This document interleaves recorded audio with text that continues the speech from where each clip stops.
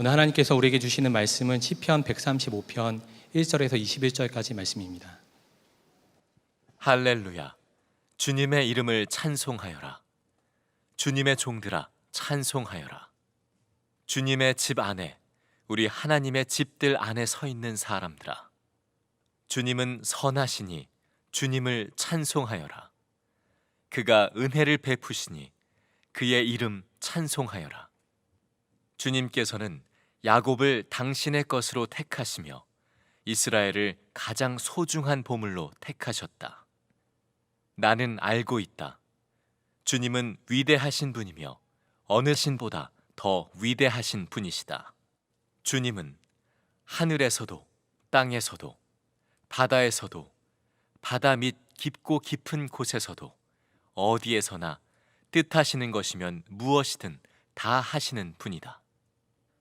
땅 끝에서 안개를 일으키시고 비를 내리시려 번개를 치시고 바람을 창고에서 끌어내기도 하신다. 이집트에서 태어난 마지는 사람이든지 짐승이든지 모두 치셨다. 이집트야, 주님께서 표적과 기사를 너희에게 나타내셨다. 바로의 모든 신하에게 나타내 보이셨다. 주님께서 많은 나라를 치시고 힘이 있는 왕들을 죽이셨으니 아모리 왕 시혼, 바산 왕 옥, 가나안의 모든 왕들을 죽이셨다. 주님께서 땅을 당신의 백성에게 유산으로 주셨으니 당신의 백성 이스라엘에게 그 땅을 주셨다. 주님의 이름이 영원히 빛날 것입니다. 주님을 기념하는 일이 대대로 계속될 것입니다. 주님께서 당신의 백성을 변호해 주시고 당신의 종들을 위로하여 주신다. 이방 나라의 우상들은 은덩이나 금덩이일 뿐 사람이 손으로 만든 것이므로 입이 있어도 말을 못하고 눈이 있어도 볼 수 없고 귀가 있어도 듣지 못하고 입으로 숨도 쉴 수 없으니 우상을 만든 자들과 우상을 의지하는 자들은 누구나 우상과 같이 될 것이다. 이스라엘 가문아, 주님을 송축하여라. 아론 가문아, 주님을 송축하여라. 레위 가문아, 주님을 송축하여라. 주님을 경외하는 사람들아, 주님을 송축하여라. 예루살렘에 계시는 주님, 시온에서 드리는 찬송을 받아주십시오. 할렐루야. 아멘. 하나님의 말씀입니다. 자리에 앉으시기 바랍니다. 오늘 교회 오셔서 예배 드리시기까지 힘드신 일들이 많으셨을 겁니다. 비가 많이 오는데요. 그러나 이렇게 예배 드리시러 오신 여러분들은 정말 복을 받은 사람입니다. 여러분이 복을 받았다는 증거가 세 가지가 있는데, 하나는 하나님을 믿고 있다는 것과, 두 번째는 지금 하나님의 집에 있다는 것과, 세 번째는 하나님께 예배를 드린다는 것입니다. 누구나 다 누릴 수 있는 복이 아닙니다. 오늘 시편 기자가 바로 이 세 가지의 복을 받은 사람을 향하여 하나님께 예배하라고 말씀합니다. 2절 3절에 보면 주님의 집 안에, 우리 하나님의 집들 안에 서 있는 사람들아, 주님은 선하시니 주님을 찬송하여라. 그가 은혜를 베푸시니 그의 이름 찬송하여라. 우리가 지금 누리는 이 복을 절대로 작게 여기시면 안 됩니다. 하나님이 이렇게 하나님을 믿고 하나님의 집에서 하나님께 예배하는 자에게 은혜를 주신다고 하셨습니다.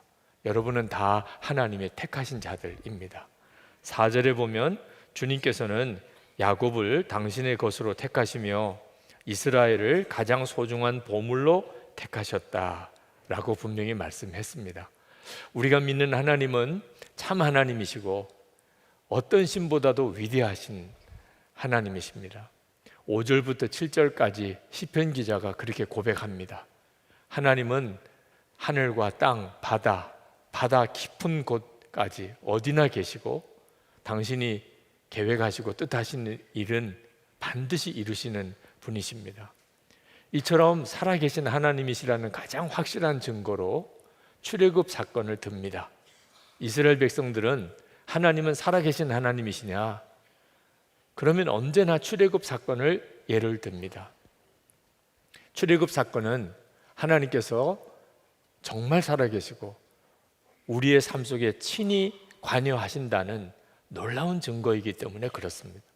오늘 8절에서 13절까지도 동일하게 출애굽 사건을 다시 한번 고백합니다.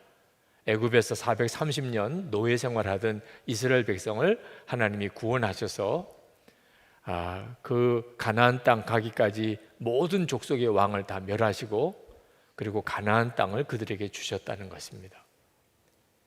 그러므로 하나님은 정말 예배를 받으실 하나님, 영원히 빛나신, 그 이름이 영원히 빛나시는 하나님이시라고 시편 기자가 노래합니다. 하나님이 출애굽 사건을 통해서 하나님의 살아계심을 우리 가운데 분명하게 보여주셨다는 것은 대단히 의미가 있는 말씀입니다. 어느 나라나 다 그 나라가 섬기던 신이 그들을 보호하고 지키고 복을 주셨다는 신화 한두 가지는 반드시 있습니다. 그러나 출애굽 사건은 절대로 신화가 아닙니다. 아주 구체적인 역사적인 사실입니다. 하나님이 이미 아브라함에게 430년 전에 애굽에서 이스라엘 백성을 구원해 낼 것이라고 약속하셨고, 그리고 모세라는 탁월한 하나님의 사람을 택하셨고, 그리고 애굽 왕 앞에서 10가지 재앙을 내리게 하시고, 마지막 장자가 죽는 재앙 때 하나님께서 유월절 사건을 통해 이스라엘 백성을 건지시고 홍해를 갈라서 그들을 애굽에서 구원해 내십니다. 40년 광야를 거치는 동안 하나님은 불기둥 구름기둥으로 그들을 보호하시고 인도하시고, 아침에는 만나가 내리고 반석에서 물이 나와서 마시고, 믿어지지 않을 하나님의 구원의 역사를 무려 40년 동안 이스라엘 백성에게 행하시고, 그리고 가나안 땅에 들어가게 하셔서 그 가나안 땅을 점령하게 하셨습니다. 이것은 그대로 역사적인 사실입니다. 그러므로 이스라엘 백성들은 출애굽 사건 하나만 가지고 하나님은 분명히 살아계시다 믿었습니다. 어떤 처지와 형편이든지 그들에게는 다른 증거가 필요 없었습니다. 너무나 분명한 살아있는 간증이 있었기 때문에. 여러분, 우리도 마찬가지입니다. 이스라엘 백성에게 부인할 수 없는 살아계신 하나님에 대한 간증이 있었다면 우리에게도 그렇습니다. 십자가와 그리고 예수님의 부활 사건입니다. 종교들이 많습니다.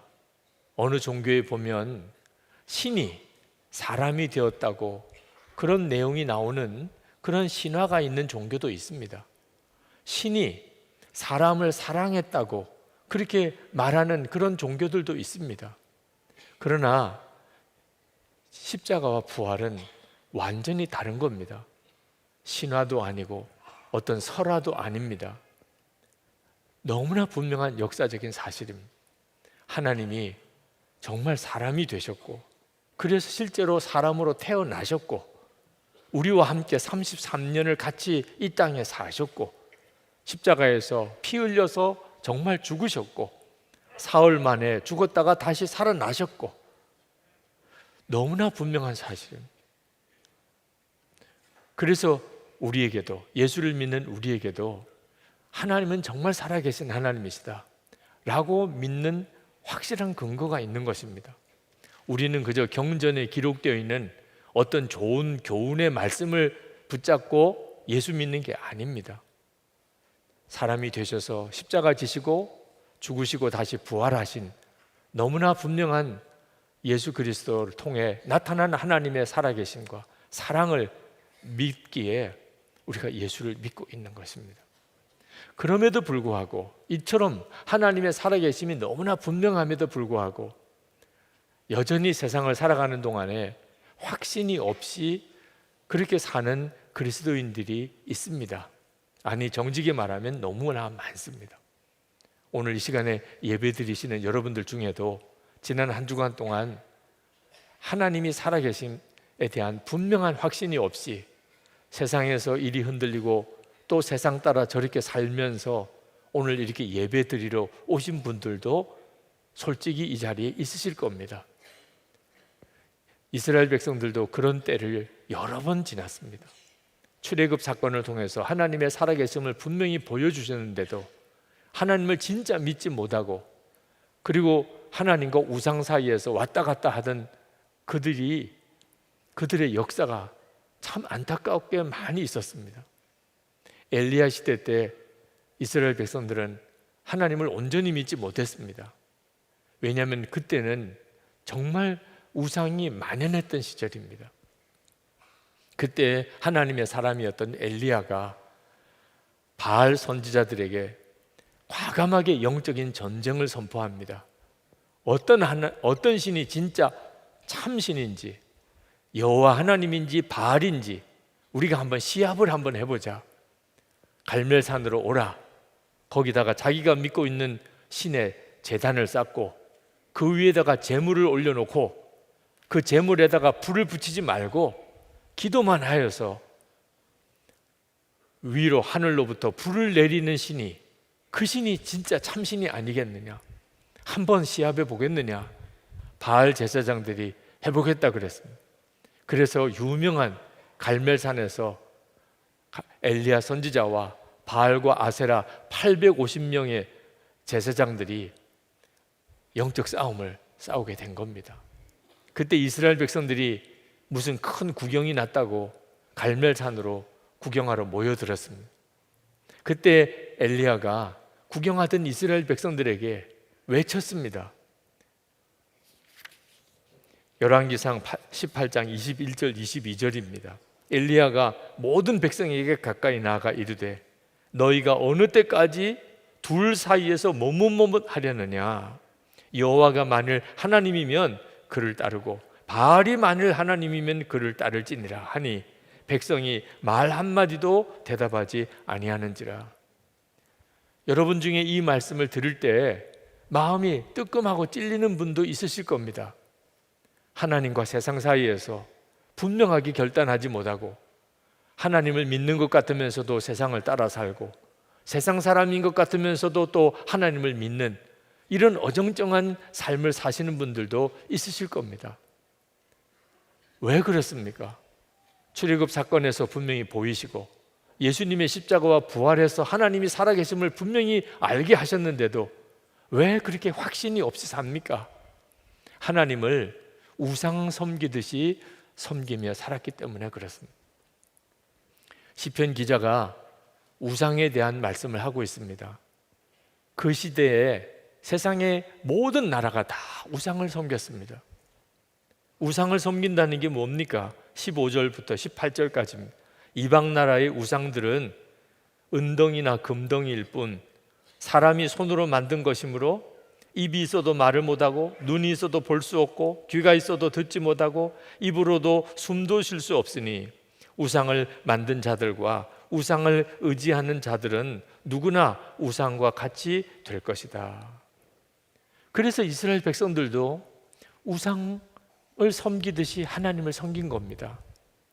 그렇게 하나님을 믿으니까 하나님이 하나님 되실 수가 없고 그들도 영적으로 엄청나게 방황을 하게 되었습니다. 여러분, 우상 숭배는 어떻게 하는 겁니까? 우상을 만듭니다.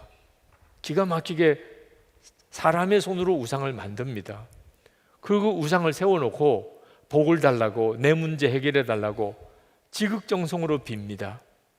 아주 광란의 제사를 할지라도 우상은 죽은 존재이기 때문에 교제라는 게 있을 수 없습니다.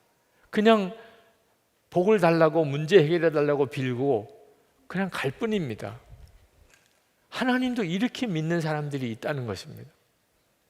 하나님은 살아계시다는 것을 듣기는 했습니다. 그래서 하나님, 내 문제 해결해 주세요. 하나님, 내게 복을 주세요. 하나님께 나와서 예배를 해도 그런 마음으로만 와서 하나님께 예배하고 그냥 돌아가는 사람들이 있다는 겁니다.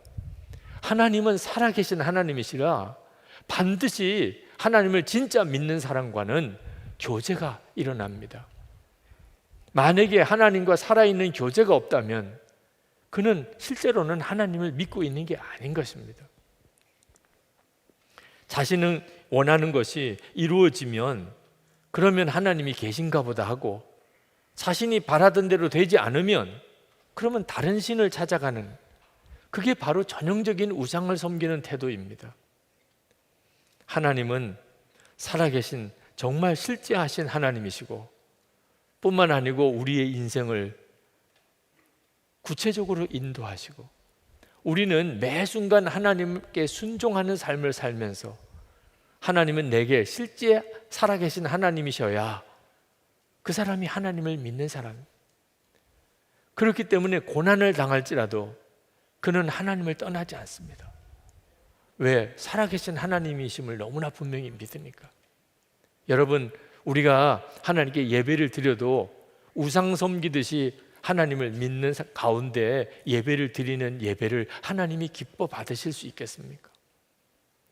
우리가 철저히 하나님께 순종하고 주님과 동행하는 가운데 하나님께 예배한다면 이 예배는 하나님을 얼마나 기쁘시게 하겠습니까? 우리의 삶에 얼마나 복이 되겠습니까? 예수님은 정말 놀라운 말씀을 하셨습니다. 우리가 예수를 믿으면 우리 속에서 생수의 강이 흘러나올 것이라는 겁니다. 요한복음 7장 38절에 나를 믿는 자는 성경의 이름과 같이 그 배에서 생수의 강이 흘러나오리라. 정말 놀라운 말씀이지만 믿어지지가 않습니다. 예수를 믿는데도 왜 내 속에서는 생수의 강이 흘러나오지 않을까? 그래서 하나님의 말씀을 신뢰하지 못하는 안타까움도 생기는 겁니다. 요한복음 14장 12절에 주님은 더 놀라운 말씀을 하셨습니다. 내가 진실로 진실로 너에게 이르노니 나를 믿는 자는 내가 하는 일을 그도 할 것이요 또한 그보다 큰 일도 하리니 이는 내가 아버지께로 감이라. 예수님을 분명히 믿기는 하는데 예수님이 하시는 일을 나도 할 것이라, 그보다 큰 일도 할 것이라, 그게 믿어지지 않는 것은 웬일이죠? 예수님을 믿는 것이 다르기 때문에 그렇습니다. 예수님은 내 모든 죄를 지시고 십자가에 죽으신 하나님이시다. 그래서 내 죄는 사함을 받았고 나는 하나님의 자녀가 되었고, 그리고 이제는 나에게는 영생의 복을 주님이 허락해 주셨다. 예수님을 믿는 거죠. 그런데 이렇게 이 정도로만 예수님을 믿는 것 가지고는 내 속에서 생수의 강이 흘러나오고 내가 예수님이 하시는 일도 하고 그보다 더 큰 일도 할 것이라는 것은 전혀 믿어지지 않습니다. 그러면 어떻게 믿어야 예수님이 그렇게 역사하실 것이 믿어집니까? 나는 주님이 말씀하시기를 나는 포도나무고 너희는 가지라고 말씀하신 그 말씀을 믿는 겁니다. 주님이 포도나무고 나는 가지고 내가 주님 안에 거하고 주님이 내 안에 거하신다면 내 속에서 생수의 강이 흘러나오는 것이 너무나 당연하지요. 예수님이 생수의 강이시니 말입니다. 사도 바울이 고백했습니다. 나는 그리스도와 함께 십자가에 못 박혔나니 이제는 내가 사는 것 아니요 내 안에 그리스도께서 사시는 것이라. 여러분이 이 사실이 진짜 믿어지면, 이렇게 예수님을 믿으면, 아니 예수님께서 하시는 일을 내가 하고 그보다 더 큰 일도 하리라, 그게 어떻게 안 믿어질 수가 있습니까? 예수님이 내 생명이시고 예수님이 내 안에 거하시는 것이 그게 내 믿음이라면. 스펄전 목사님께서 올바른 교리를 알면서도 망할 수 있다고 했습니다. 누구나 예수님을 믿기만 하면 구원받는다. 올바른 교리입니다. 그러나 이 교리를 은밀한 죄를 지어도 구원을 받을 것이고 사람들과 불화하고 다툼이 있어도 구원을 받을 것이라고 악용한다면 그는 올바른 교리를 알면서도 구원에 이르지 못할 것입니다 라고 말했습니다. 그러므로 여러분, 예수님을 믿을 때 그저 교리적인 지식으로 속죄함 받았다고 하나님 자녀가 되었다고 믿는 정도 수준에서 그치면 안 됩니다. 정말 예수님과 나는 포도나무와 가지처럼 하나요. 나는 주님 안에 있었고 주님은 내 안에 계신 것을, 그걸 믿을 수 있어야 비로소 예수님을 믿은 것입니다. 오늘 이렇게 예배를 드리는 것 자체가 우리 영이 살았다는 증거입니다. 그것 자체가 참 귀하지요. 영이 죽은 사람도 있는데 영이 살았으니, 그래서 하나님께 예배하러 나왔으니 얼마나 복됩니까? 그러나 여러분, 여러분의 영이 살았다는 것으로만 만족하면 안 됩니다. 거기서 그치면 안 됩니다. 중환자실에 가보십시오. 그 사람들은 다 살아있는 사람입니다. 만약에 생명이 없다면 그들은 시체로 영안실로 가게 되죠. 중환자실에 있을 수 없지요. 중환자실에 있다는 것만 가지고도 정말 천만다행일 수 있습니다. 그러나 중환자실에서 계속 살고 싶은 사람이 누가 있습니까? 영적으로도 마찬가지입니다. 내 영이 살았다는 것, 그것 정말 감사한 일이죠. 그렇지만 어떻게 거기서 그냥 만족하고 말 것입니까? 중환자실에 누워있는 환자와 같은 그런 상태로 그렇게 살아가기를 원하십니까? 예수님의 속죄하심의 은혜를 받았다면서 내가 다른 사람은 용서하고 사랑할 수 없다면 그 신앙은 중환자실에 누워있는 환자와 똑같은 영적인 상태입니다. 하나님은 살아계시고 내 안에 거하신다고 믿으면서도 은밀한 죄는 여전히 짓고 살고 염려와 두려움이 해결되지 않는다면 그 믿음은 중환자실에 누워있는 것 같은 영적인 상태입니다. 천국 영생이 있다고 믿으면서도 고난이 두렵고 그리고 마음에 기쁨이 없다면 그런 믿음은 그저 생명만 겨우 붙어있는 그런 중환자실에 누워있는 것과 같은 신앙적인 상태입니다. 교회가 예수님의 몸이라고 믿으면서도 교인들끼리 서로 다투고 분열하고 싸우고 혈기 부리고 한다면 그 믿음은 정말 중환자실에 누워있는 것과 같은 상태입니다.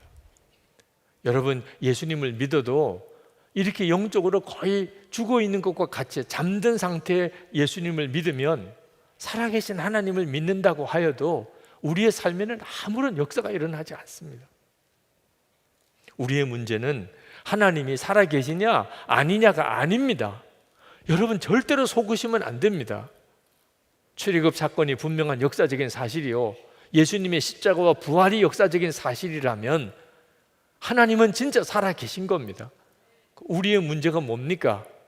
그 살아계신 하나님과의 관계에 문제가 있는 겁니다. 살아계신 하나님은 내가 아는데, 믿는데 그 살아계신 하나님과 동행하지 않는다면, 그렇다면 우리의 삶은 세상 사람들이 볼 때 조롱하는 삶처럼 되어버리고 맙니다. 예수를 믿어도 삶의 기쁨도 감동도 다 없다고 말하시는 분들이 있습니다. 그 말은 사실은 거짓말입니다. 예수님을 믿지만 실제로 예수님과 동행하지 않는다는 말일 뿐입니다. 우리가 예수님을 정말 믿게 되면 우리의 삶에는 말할 수 없는 감동과 감정이 나오게 됩니다. 1시간 기도라는 책을 출간을 했는데 여러 군데서 인터뷰가 왔습니다. 어떤 분이 저에게 질문하기를, 목사님, 1시간 기도가 너무 힘들어요. 직장도 너무 바쁘고 육아도 너무 힘들고 도무지 1시간을 기도하기가 너무 어려워요. 어떻게 하면 좋겠습니까? 그렇게 질문하는 분이 있으셨습니다. 제가 그분에게 대답을 해드렸습니다. 1시간 기도는 억지로 돌을 닦듯이 하는 게 아닙니다. 사랑하는 주님과 친밀히 교제하는 데이트 시간입니다. 아무리 바쁘고 아무리 힘들어도 사랑하는 사람과 데이트하는 게 힘든 사람은 아무도 없습니다. 1시간 기도가 힘들다는 말은 그동안 나는 하나님을, 살아계신 하나님, 사랑의 주님으로 실제로는 알지 못하고 살았다는 뜻입니다. 여러분, 24시간 주님과 동행하는 삶을 정말 살아보면, 그러면 기쁨과 감동의 간증이 너무나 힘들고 어려운 게 많은 것 같은 지금 이 순간에도 계속 일어납니다. 이것이 다윗의 고백입니다. 시편 16편을 보면 다윗이 8절 9절에서 이렇게 말합니다. 내가 여호와를 항상 내 앞에 모심이요 그가 나의 오른쪽에 계심으로 내가 흔들리지 아니하리로다. 이러므로 나의 마음이 기쁘고 나의 영도 즐거워하며 내 육체도 안전히 살리니. 다윗은 살아계신 하나님을 그냥 막연하게 믿은 게 아닙니다. 항상 하나님을 내 앞에 모시며 하나님은 내 오른쪽에 늘 나와 같이 계시다고 그렇게 믿었습니다. 그랬더니 그는 마음이 얼마나 기쁜지, 그 영이 즐거워하고 몸도 안전했다는 거예요. 주님과 친밀히 동행하시며 사시라고 그렇게 권해드리는 이유가 여기 있는 겁니다. 우리가 하나님 앞에 예배당에 나와서 예배를 드리고 있다는 것이 참 귀하고 복 있는 일이지만 여기서 만족하시면 안 됩니다. 예배 후에 주차장에 나갔을 때가, 그리고 또는 버스나 지하철을 타고 이제 집으로 돌아갈 때, 그리고 오늘 집에 들어가서, 그리고 내일 다시 직장에 나갔을 때 거기서 어떻게 주님과 동행하느냐 하는 것이 우리의 삶 전체를 바꾸는 일입니다. 어느 교인이 제 페이스북 컬럼에 댓글을 다셨습니다. 두 다리를 거의 못 쓰는 분이 더운 여름에 비 오듯이 쏟으며 목발을 짚고 슈퍼에 가는 것을 자주 보았습니다. 하루는 너무 안쓰러워서 제가 대신 장을 보아드릴까요? 하고 물었습니다. 그때 그분이 이렇게라도 하루에 한 번씩 걷지 않으면 영영 걸을 수 없기 때문에 걷고 있습니다. 그러니 괜찮습니다 라고 대답했습니다. 그분은 가끔 슈퍼에서 장을 보다가 화장실로 빨리 이동을 못해서 소변을 흘린 적도 있었답니다. 그런데도 매일 슈퍼로 장을 보러 나옵니다. 여러분, 왜 주님과 친밀히 동행하는 것이 그렇게 성도마다 다른 거죠? 똑같은 예수님을 믿는데 매일 매 순간 주님과 동행하는 삶을 사는 것이 차이가 나는 것입니다. 저는 목사의 아들로 태어났습니다. 그래서 어려서부터 교회에서 자랐습니다. 그러나 10대 때 비로소 예수님이 제 안에 계시다는 것을 설교를 통해 알았습니다. 그전에는 정말 몰랐습니다. 20대 때 제가 진짜 하나님 앞에 가증한 죄인인 것을 깨닫고 회심하는 일이 20대 때 일었습니다. 30대 때 나는 죽고 예수로 사는 것이 십자가의 복음이라는 사실을 그때 분명히 알았습니다. 40대 때 주님은 저에게 혼자 있을 때 나를 바라보는 것이, 그것이 믿음이라는, 그걸 저에게 깨우쳐 주셨습니다. 그래서 그때는 혼자 있을 때 주님을 바라보라고 그렇게 외쳤습니다.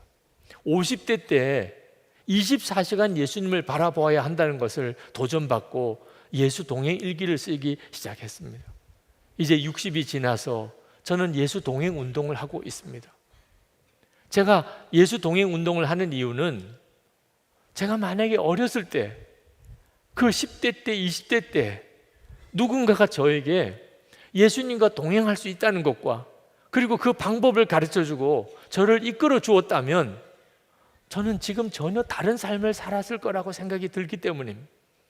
그래서 성도들에게 어떻든지 주님과 동행하는 삶을 살도록 도전하고 매일 일기도 써보도록 그렇게 권해드리는 것입니다. 어느 남자 집사님 한 분이 저에게, 목사님, 제가 목사님이 지난번 안산에서 목회하실 때 그때 제가 청년 때 목사님을 찾아뵙고 상담했던 거 기억나십니까? 상담을 했던 것 같긴 한데 내용은 모르겠어서 제가 어떻게 상담을 해드렸습니까? 그때 목사님, 제가 신학교를 가야 되냐 말아야 되냐 고민이 있었는데 목사님께 어떻게 하면 좋겠냐고 물었더니 목사님이 뭐라고 대답하셨는지 아십니까? 저는 잘 기억이 안 납니다. 목사님이 그때 그걸 왜 나에게 물으십니까? 이렇게 대답을 했습니다. 너무 미안하더라고요. 네. 아니, 어떻게 목사가 그렇게 상담할 수 있어요? 네. 그렇게 안타깝게 신학교 가야 되냐 말아야 되냐 이렇게 물어오는 사람에게 그걸 왜 나에게 묻느냐고 제가 어떻게 대답을 했겠습니까? 제가 그렇게 몰상식한 목사는 아닙니다. 그냥 다 자르고 그렇게 이야기하니까 그렇게 들릴 것뿐이죠. 신학교 가고 안 가고의 문제는 목사의 대답을 듣고 가서는 안 된다는 것입니다. 주님이 나를 부르셨구나, 이런 확신이 없으면 목사 되는 과정에서 얼마나 많은 어려운 문제가 일어날 때 그때마다 흔들리게 됩니다. 목사가 가라고 그래서 왔는데 계속 그렇게 되는, 그러니 이런 문제일수록 진짜 주님의 인도를 받아야지 사람에게서부터 응답을 받으려고 하면 안 됩니다. 그런 뜻으로 아마 제가 말을 해드렸을 것 같습니다. 저는 여러분에게도 다 동일하게 말씀을 드리고 싶습니다. 여러분의 삶은 주님이 친히 살아계시기 때문에 여러분과 교제하시고 여러분을 이끄시기 원하십니다. 처음에는 낯설고 힘들게 느껴질지 모릅니다. 그러나 주님과 동행하는 삶을 반드시 시작해야 됩니다. 무슨 일이 있어도 놓치면 안 됩니다. 중단하면 안 됩니다. 그렇게 10년을 살고 20년을 살아보십시오. 그저 먹고 있고 사는 것에 바빠서 정신없이 세상만 바라보다가 이 채널 돌리고 저 채널 돌리고 이 인터넷 보고 저 인터넷 보다가 그렇게 10년, 20년 살다가 어떻게 하시려고 하십니까? 주님과 동행하는 삶을 살아보면 인생이 진짜 바뀌는 것을 알게 됩니다. 이것이 미래를 향한 가장 확실한 준비입니다. 이제 우리 같이 기도하시겠습니다. 여러분, 그동안 하나님, 살아계신 하나님이라고 수도 없이 들었지만 믿기도 했지만 우상 섬기듯이 귀신 섬기듯이 그저 주님 앞에 나와서 문제나마 해결해달라, 복을 받게 해달라, 그리고 그냥 다시 또 세상으로 돌아갔다가 오는 식으로 신앙생활을 했던 거 회개합니다. 주님, 이제부터 예배가 끝나는 그 시간부터 주님과 동행하게 해 주옵소서. 그렇게 살다가 하나님께 와서 하나님께 예배 드리는 자가 되게 해 주시옵소서. 우리 다 같이 통성으로 기도하겠습니다. 은혜와 사랑이 충만하신 하나님, 놀라우신 하나님의 은혜와 하나님의 역사하심을 찬양하는 글과 은혜로 도와주시고 하나님 함께 하시고 충만하신 하나님 붙들어 주시고 하나님의 은혜로 더욱 덮으시고 하나님 놀라우신 주님의 은혜로 사로잡아 주시기를 원합니다. 나의 하나님, 나의 아버지, 글과 은혜로 주하신 하나님, 오늘도 사랑하는 성도들 하나님의 은혜 장중에 주님 온전히 붙잡아 주셔서 주님을 바라보며 오직 주님과 교제하며 한 걸음 한 걸음 주님과 함께 그렇게 살 수 있게 하시고 그 일을 위하여 서로 연합하게 하시고 하나님 그 일을 위하여 서로 하나가 되게 하시고 그를 위하여 서로 하나님 의지하게 하시고 하나님 공체를 세우게 하시고 만들게 하시고 하나님 무슨 일도 주님과 함께하는 삶, 은혜의 삶 허락하여 주시기를 원합니다. 살아계신 하나님을 믿습니다. 하나님 지금도 우리와 함께 하시는 걸 믿습니다. 주님만을 더욱 의지합니다. 주님만을 더욱 바라봅니다. 하나님 역사를 더욱 놀랍게 이루어 주시기를 원합니다. 오 나의 하나님, 나의 아버지, 긍휼히 여기신 하나님, 역사하신 주님, 주님의 은혜를 감사합니다. 찬양합니다. 오 주 예수님 부르소서.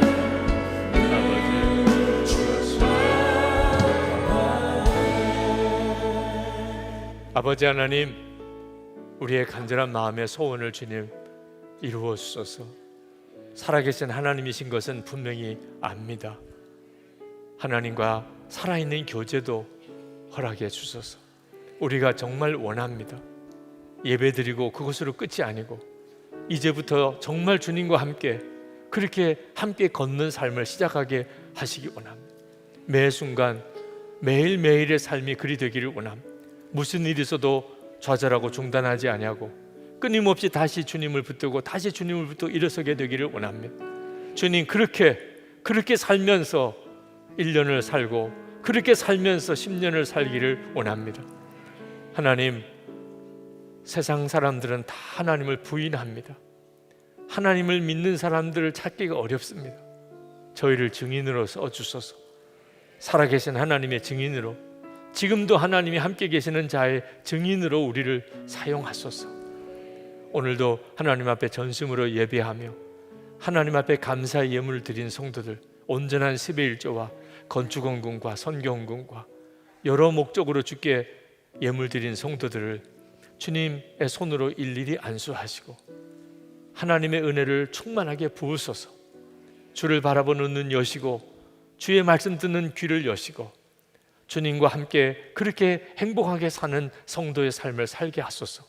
몸에 병든 이들을 고치시고 가정에 놀라운 회복을 주시고 온 가족이 다 예수를 믿으며 우리의 자녀들이 하나님 앞에 귀하게 쓰임받는 역사가 있게 하소서. 성도들의 기업에 주여 함께 하소서. 그저 먹고 입고 사는 정도가 아니고 돕고 베풀고 나누며 살게 그렇게 역사하소서. 믿음으로 나누는 자, 심는 자에게 주의 약속하신 열매를 풍성하게 주옵소서. 성도와 거룩한 교회가 일어나게 하시고 이 나라가 여러 가지 어려운 위기 가운데서 성도와 교회가 뜨겁게 기도하며 이 나라가 위기에서 벗어날 수도 있게 하시고 대통령과 고위 공직자들 하나님의 지혜를 주시고 철저히 겸손하게 주님을 의지하게 하시고 이 나라가 모든 하나님을 대적하는 악한 법을 다 피하고 하나님 거룩한 민족, 정말 하나님의 말씀의 법 위에 세워진 나라가 되게 하옵소서. 하나님, 그저 우리의 안전만을 생각하지 아니하고 북한에 있는 주민들의 자유, 북한 주민들의 구원을 위해서 기도합니다. 진정한 복음의 통일을 주소서. 북한 땅 전역에 교회가 세워지고 그렇게 복음이 전해지는 역사가 또한 일어나게 하옵소서. 아버지 김국기 목사님, 김종호 목사님, 최충길 선교사님, 지금 있는 그 수용소 안에 살아계신 주님 여전히 함께 계실 줄 믿습니다. 중국의 온성도 목사님 갇혀있는 감옥 안에 주님 함께 하소서. 중국 땅에서 배회하고 방어하고 고통당하는 탈북자들 위해 주님 함께 해 주소서. 아버지 하나님, 세계 열방에 나가 있는 선교사님들 동일하게 지금도 살아계시고 역사하시는 주님 의지하고 주님과 온전히 동행하는 그런 선교 사역의 삶을 살아가게 하소서. 지금 중등부 학생들, 어린이부 지금 캠프 진행 중에 있습니다. 우리의 다음 세대들 살아계신 주님을 만나며 은혜의 눈이 뜨이며 그 아이들이 영적인 완전한 변화를 경험하게 주님 역사해 주옵소서. 미국에 있는 최우순 형제, 사경을 헤매는 주의 사랑하는 청년을 주님 고쳐주시고 살려주셔서 건강하게 돌아오게 해 주옵소서. 아버지 하나님의 역사하심을 찬양합니다. 주 예수 그리스도 이름으로 간절히 기도합나이다. 아멘. 우리 다 일어나셔서 찬양하겠습니다. 주 예수님의 크신 은혜와 하나님 아버지의 놀라우신 사랑하심과 보혜사 성령님의 하나 되도록 교통하심이 예배하고 돌아가는 모든 성도들과 함께 하시기를 축원하옵나이다. 아멘. 이 시간 우리에게 주신 하나님의 말씀은 시편 134편 1절에서 3절까지 말씀입니다. 밤에 주님의 집에 서 있는 주님의 모든 종들아, 주님을 송축하여라. 성소를 바라보면서 너희의 손을 들고 주님을 송축하여라. 하늘과 땅을 지으신 주님께서 시온에서 너희에게 복을 내려 주시기를. 아멘. 하나님의 말씀입니다. 자리에 앉으시겠습니다. 만만치 않은 하루하루를 우리가 살아가고 있습니다. 오늘도 주님을 사랑하는 여러분에게 하나님께서 찬송의 문을 활짝 열어주시기를 축복합니다. 시편은 어느 시편이나 하나님을 찬송하라고 하는 중심 메시지가 있습니다. 그러나 시편 한 편 한 편을 읽어보면 또 독특한 그 시편에 담긴 메시지가 또 있습니다. 이 시편 134편의 중요한 구절은 첫 번째 나오는 밤에라고 하는 단어입니다. 1절 말씀에 보면 밤에 주님의 집에 서 있는 주님의 모든 종들아 주님을 송축하여라 그렇게 말씀합니다. 여러분, 밤에 주님의 집에 서 있는 종들은 누구를 말하는 것일까요? 레위인을 말합니다. 하나님은 낮에도 밤에도 언제나 찬양을 받으시기에 합당하신 분입니다. 그래서 찬양을 담당하는 레위인들이 낮에 성전에서 하나님을 찬양할 뿐만 아니고 밤에도, 다 잠이 든 밤에도 그들은 성전에서 돌아가면서 찬양을 담당을 했었습니다. 그래서 밤에 주님의 집에, 하나님의 집에 서 있는 그 레위인들을 지칭하는 내용입니다. 역대상 9장 33절에 보면 또 찬송하는 자가 있으니 곧 레위 족장이라 저희가 골방에 거하여 주야로 자기 직분에 골몰함으로 다른 일을 하지 아니하였더라. 그런데 이 권면이 그저 단순히 밤중에 성전을 지키면서 하나님을 찬양하는 그 레위인들을 향하여만 주시는 말씀이 아니라는 사실을 우리가 시편을 읽어보면 느낄 수 있습니다. 이 시편 기자가 왜 하필이면 하나님께 낮이나 밤이나 다 찬양을 해야 되는데 밤에 하나님의 집에서 찬양하는 것을 탁 집어서 이야기를 했을까요? 그건 밤에 드리는 찬양이 주는 특별한 영감이 있기 때문에 그렇습니다. 여러분 한번 가만히 상상을 해보시기 바랍니다. 낮에 성전에서 하나님께 찬양 드리는 소리가 울려날 때, 그리고 다 잠이 든 밤에 성전에 이제는 사람들이 아무도 없을 때, 여전히 그 깜깜한 그 밤에 성전에서 성전불을 밝히고 오직 받으시는 하나님만 바라보면서 찬양이 울려나는 것을 듣는 시편 기자의 마음이 어떠했을까 하는 겁니다. 이게 진짜 찬송이잖아. 밤에 드리는 찬송이 주는 특별한 영감이 있었던 것입니다. 이 시편은 인생의 밤을 만난 사람, 영혼의 밤을 지나가고 있는 사람들에게 찬양하라, 그와 같은 밤을 만났을 때도 찬양하라고 도전하는 메시지입니다. 우리가 하나님을 믿고 말할 수 없는 은혜 가운데 살지만 우리의 삶에는 여전히 밤을 만납니다. 때때로는 사람으로부터 버림받은 것 같고 하던 일이 실패하고, 어떤 때는 죄로 인한 징계를 받는 것 같고, 사람들이 다 나를 손가락질하는 것 같고, 사랑하는 사람 주변에서 다 떠난 것 같고, 하나님은 내 기도만 들어주시지 않으시는 답답하신 하나님 같은 이런 영혼의 밤을 하나님을 잘 믿는 성도도 누구나 다 거치게 됩니다. 그와 같은 밤을 만났을 때 어떻게 해야 하나요? 시편 기자는 마치 밤에도 성전에서 찬양을 하던 자가 있는 것처럼 밤에 찬양하라, 주님을 찬양하라 하는 것입니다. 며칠 전에 어느 교우 한 분이 저에게 메일을 보내셨는데, 연세가 꽤 있으세요. 내 사랑하는 아내가 먼저 하나님 앞에 갔습니다. 사별의 아픔을 겪고 그 슬픔을 잘 이겨내기 힘든 그 안타까운 사정을 저에게 메일로 보내셨어요. 자, 이와 같은 깊은 밤을 누구나 다 겪습니다. 오늘 이 설교는 그 성도님의 메일에 대한 하나님의 대답인지도 모르겠습니다. 정말 하나님은 살아계실까? 정말 하나님은 내 기도를 들으실까? 이런 답답한 처지에 빠졌을 때 시편 기자는 성소를 바라보고 주님을 찬양하라고 말합니다. 여기 성소는 하나님이 임재하시는 그 지성소를 말합니다. 곧 주님을 의미하는 거죠. 주 예수님을 바라보면서 밤을 만났을 때 여전히 함께 하시는 주님을 바라보면서 찬송하라는 것입니다. 여러분, 우리에게 있어서 낮과 밤은 정말 너무나 다릅니다. 그렇지만 온전히 몰라서 그런 거죠. 우리가 그 배경에 되어지는 일들, 그리고 그 모든 일과 관련된 것을 다 알고 나면 사실 밤이고 낮이고 구분이 없을 겁니다. 하나님은 아마 밤과 낮의 구분이 없으실 겁니다. 모든 걸 다 아시니까. 낮은 낮대로 은혜가 있고 밤은 밤대로 은혜가 있는 겁니다.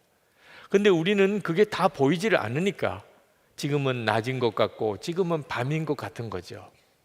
사실은 밤에만 얻는 유익이 있습니다. 밤은 고통스러운 시간이지만 그 밤이 아니면 얻을 수 없는 유익이 있습니다. 사도 바울은 여러 차례 죽을 고비를 넘겼습니다. 고린도후서 1장 8절에서 9절에 보면, 형제들아, 우리가 아시아에서 당한 환난을 너희가 모르기를 원하지 아니하노니 힘에 겹도록 심한 고난을 당하여 살 소망까지 끊어지고 우리는 우리 자신이 사형 선고를 받은 줄 알았으니. 복음을 전했던 사도 바울의 삶은 고난이 많았고 사형 선고를 받은 것 같은 어려움을 여러 차례 겪었습니다. 그런데 알고 보니까 그때는 그때대로의 유익이 있더라는 거예요. 9절 하반절에 보면, 이는 우리로 자기를 의지하지 말고 오직 죽은 자를 다시 살리시는 하나님만 의지하게 하심이라. 그러니 밤을 만나고 죽을 고비를 겪어보니까 이것이 바로 나 자신을 의지하지 않고 죽은 자도 살리시는 하나님을 의지하는 믿음의 눈을 열어주시는 하나님의 특별한 은혜의 시간이었구나. 그걸 깨달았다는 거예요. 여러분, 우리가 밤을 만났을 때 이 밤에만 얻을 수 있는 유익이 있다는 사실을 믿어야 합니다. 그래서 사도 바울처럼 밤에 하나님을 더 의지하는 그런 믿음으로 굳건하게 서야 하는데 그 핵심이 찬송인 것입니다. 여러분, 만약에 내가 다시 살 수 있다면 훨씬 잘 살았을 텐데, 한 번만 다시 살아본다면 나는 훨씬 지금보다 더 잘 살았을 텐데, 그런 생각 해본 적이 있으실 겁니다. 이런 아이디어로 만든 영화가 있는데 About Time이라는 영화입니다. 그 영화 속에는 그 영화 주인공의 집안의 남자들에게는 아주 신비한 능력이 있는데 과거로 시간 여행을 할 수 있는 능력입니다. 다시 말하면 인생을 다시 한번 살아보는 그런 특별한 능력이 그들에게 있습니다. 그것이 그 영화의 스토리 줄거리입니다. 어느 날 그 주인공이 변호사인데 회사에서 가장 친한 친구 동료 변호사가 그 직장 상사로부터 정말 경우에 맞지 않는 아주 부당한 그런 꾸지람을 듣는 불쾌한 일을 경험을 합니다. 하루 종일 기분이 나빴습니다. 편의점에 가서 샌드위치와 음료수를 사는데 너무 다른 일에 열중하느라고 자기에게 음료수와 그리고 샌드위치를 준 그 점원에게 눈길 한 번도 주지 못하고 그냥 먹을 것만 받아가지고 나왔습니다. 급히 열차를 타야 되는데 시간이 늦어서 그 역사 안을 막 죽죽어라고 달려서 겨우 기차를 타는 일도 있었습니다. 피곤해서 저녁에 집으로 돌아오는 시간에 지하철에서 옆 사람이 아주 크게 음악을 틀어놓는 바람에 너무너무 불쾌하고 짜증스러운 마음을 가지고 그리고 집에 들어와서 오늘은 정말 최악의 하루였어. 그렇게 탄식하는 그날을 보내고 그날을 다시 살아보게 됩니다. 상황은 똑같습니다.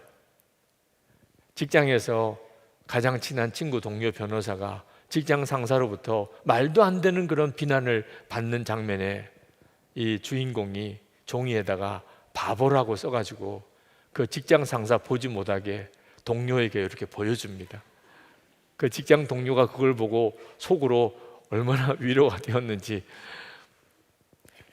샌드위치와 음료수를 받아들고 그 편의점에 아르바이트하는 직원에게 미소를 띠고 감사하다고 고맙다는 인사를 전해줍니다. 그 점원의 얼굴이 확 밝아졌습니다.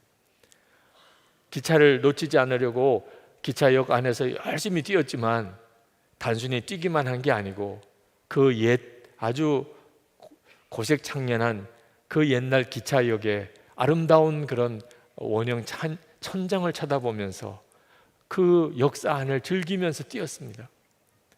피곤했지만 저녁에 지하철 타고 집에 돌아올 때 옆에 사람이 음악을 크게 틀어놓은 것을 같이 따라 부르면서 자기도 박자를 저어가면서 그렇게 그 음악을 같이 즐기고 그리고 집에 들어왔습니다. 그리고는 고백하게 됩니다.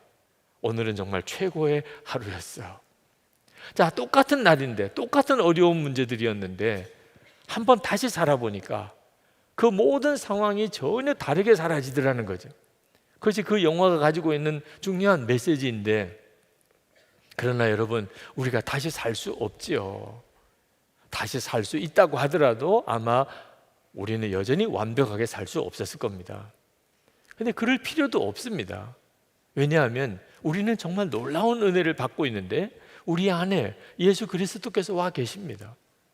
그러니까 내 눈으로 보면 그냥 정말 슬프고 탄식만 나오는 밤이지만 예수 그리스도의 마음으로 그 상황을 보면 전혀 해석이 달라질 수 있다는 겁니다. 밤에만 얻을 수 있는 유익, 밤임에도 불구하고 그 상황 속에서 부를 수 있는 찬송, 거기서 얻을 수 있는 기쁨이 우리 주님의 눈에는 확연하게 드러나 보이는 것입니다. 바로 이것 때문에 2절 말씀에 성소를 바라보면서 주님을 찬양하라고 했던 것입니다. 이런 사람이, 밤에도 찬송할 수 있는 바로 이런 사람이 복을 받을 사람입니다. 3절에 보면 하늘과 땅을 지으신 주님께서 시온에서 너희에게 복을 내려주시기를. 밤에 찬송할 수 있는 사람이 하나님의 복을 받는 사람. 여러분, 밤에도 찬송하려면 무엇이 정말 중요한지를 분별할 수 있는 사람이어야 합니다. 우리가 인생을 살아가는 동안에 진짜 중요한 게 뭔가, 다른 것은 다 포기해도 그것만큼은 포기할 수 없는 그 정말 중요한 게 뭔지 그걸 알아야 합니다. 여러분, 그게 뭐지요? 다 잃어버려도 그것만큼은 잃어버릴 수 없는 것, 그거 하나만 있으면 다른 거 다 없어도 괜찮을 수 있는 것, 그게 뭐지요? 예수 그리스도이십니다. 우리가 예수님을 영접해서 주 예수님이 우리 안에 거하신다는 것이 그렇게 놀라운 것입니다. 예수님만 함께 계시다면 낮이고 밤이고 우리에게는 사실 다를 바가 없는 겁니다. 낮은 낮대로 은혜가 있고 밤은 밤대로 은혜가 있는 겁니다. 주님만 같이 계시면 되는 거죠. 주님만 나와 함께 계시다면 어떤 밤이 무섭겠습니까? 우리가 전도할 때 예수 믿으면 모든 문제가 다 잘 해결됩니다, 그렇게 말해주고 싶은 충동을 받습니다. 예수 믿으면 몸도 건강해지고, 예수 믿으면 가난도 떠나고, 예수 믿으면 자녀들도 잘 되고, 그렇게 말해주고 싶어 합니다. 아주 틀린 이야기는 아닙니다. 예수 믿고 살다 보면 하나님은 정말 우리의 모든 삶의 영역에서 하나님께서 우리에게 은혜를 베푸시고 복을 주십니다. 그러나 예수를 믿고 산다고 밤이 없는 경우는 없습니다. 예수 믿는 사람, 아주 예수님을 잘 믿는 사람도 누구나 다 그의 삶 속에 밤을 지나게 마련입니다. 때때로는 마음 아픈 일도 있고, 때때로는 실패도 경험하고, 때때로는 다른 사람들로부터 어려움을 겪기도 합니다. 예수 믿기 때문에 오히려 고난을 자초해야 될 때도 있습니다. 예수를 잘 믿는데도 어려움을 당하는 사람, 우리 주변에 많이 찾아볼 수 있습니다. 그러면 굳이 예수 믿어야 될 이유가 뭡니까? 예수 믿어도 어려움을 여전히 겪고, 예수 믿기 때문에 오히려 자원해서 더 어려움도 겪어야 한다면 도대체 예수를 왜 믿어야 합니까? 예수님 때문입니다. 예수님이 우리 안에 오시기 때문에. 예수 믿은 가장 큰 복은 예수님 그분이 우리 안에 거하신다는 것입니다. 그래서 우리가 세상 사는 동안에 어떤 일을 겪어도 문제가 되지 않는 겁니다. 주님만 함께 하신다면 어떤 형편에서도 주님은 우리에게 위로가 되시고, 그리고 우리 속에서 찬양을 불러내십니다. 어느 사모님이 교통사고가 났습니다. 사모님은 다치기만 했을 정도지만 안타깝게도 어린 딸이 그만 세상을 떠났습니다. 그 사모님께서 신학교 동기 게시판에 글을 올렸습니다. 어제는 왜 살아있다는 것에 감사하지 못했을까? 당연한 일이라고 여기며 그저 넉넉고 세월이 지나가는 것을 지켜보고만 그렇게 살았을까? 딸 아이를 다시 볼 수 없게 되었지만, 올 수는 없지만 갈 수 있는 그 나라에 대한 소망으로 대신 채워주시는 하나님의 은혜에 감사한다. 이제는 살아있다는 것이 무엇인지 알 것 같다. 막막한 상황에서도 절망하지 않고 기도할 힘을 주신 주님께 감사한다. 내 딸의 모습으로 이 세상에 왔지만 하나님의 천사였음을 이제서 깨닫는다. 아픔을 위로해주고 힘을 주고 기도로 함께한 동기들에게 감사한다. 이제는 아픈 자의 위로가 될 수 있을 것 같다. 남은 시간 정말 할 일이 많이 있구나. 딸이 교통사고로 그렇게 세상을 떠났는데, 그럼에도 불구하고 하나님의 나라 천국에 대한 소망을 가지고 오히려 하나님께 감사하는 그 사모님에게 많은 그 신학교 동기들이 감동을 받았습니다. 그리고 그 사모님의 그 믿음, 그 고백에 다들 존경의 박수를 보냈습니다. 그런데 이 글을 읽고 토론토에서 목회하는 동기 목사님 한 분이 댓글을 달아 올렸습니다. 그 목사님도 얼마 전에 사랑하는 딸을 잃었던 아픔을 가진 목사님이셨습니다. 너의 글을 읽고 나의 마음이 왜 이리도 찢기웠던지, 남몰래 흐르는 너의 눈물이 나의 심장에 고인 듯 하였다. 나에게도 그 일이 있고 난 뒤 1년 반쯤 지난 어느 날 새벽기도 시간에 갑자기 죽은 딸이 생각나서 한없이 울어보았다. 그날은 종일 울었고 그 주간은 매일 울었다. 그날 하나님은 나에게 이렇게 물으셨단다. 승호야, 괴롭지? 잊혀지지 않지? 네, 하나님. 이제 내 마음을 알겠니? 무슨 뜻입니까, 주님? 나도 십자가에서 나의 사랑하는 아들을 잃었단다. 그리고 그 목사님 안에 슬픔의 극한 고통에서부터 노임을 받았다는 거예요. 여러분, 정말 예수님을 바라보는 눈이 뜨이고 나면 우리가 지금 어떤 무서운 밤을 지난다 할지라도 놀라운 위로를 받게 됩니다. 그리고 그 상황에서 찬송할 수 있는 은혜의 문이 열리게 됩니다. 여러분, 밤을 만났을 때 천국이 뚜렷이 보입니다. 평소에 낮과 같은 때에는 사실 천국 생각도 안 하고 삽니다. 이 세상에서 잘 먹고 잘 사는 게 그게 천국인 줄로만 알고 삽니다. 그런데 밤을 만났을 때, 고난이 닥쳤을 때, 무언가 상실했을 때, 실패했을 때 갑자기 천국은 굉장히 가까이 다가옵니다. 천국을 바라보는 눈이 놀랍게 열리는 거죠. 미국의 어느 성도가 여행을 하다가 주일 아침을 맞았는데 그 가까운 아주 작은 교회, 작은 마을에 있는 작은 교회에 가서 예배를 드리게 됐습니다. 교인 수가 15명밖에 안 되는 그런 회중과 함께 그렇게 예배를 시작을 했는데 얼마나 찬양이 뜨겁고 기쁨이 넘치는지 깜짝 놀랐어요. 목사님이 설교를 하시는데 얼마나 열정적으로 하시는지, 만약에 그 예배 회중을 보지 않았다면 수만 명이 있는 교회에서 교인들에게 설교하시는 것 같은 모습이었습니다. 너무너무 감동도 되고 또 참 믿어지지도 않아서 예배가 끝나고 난 다음에 목사님에게 은사를 나누고 질문을 했습니다.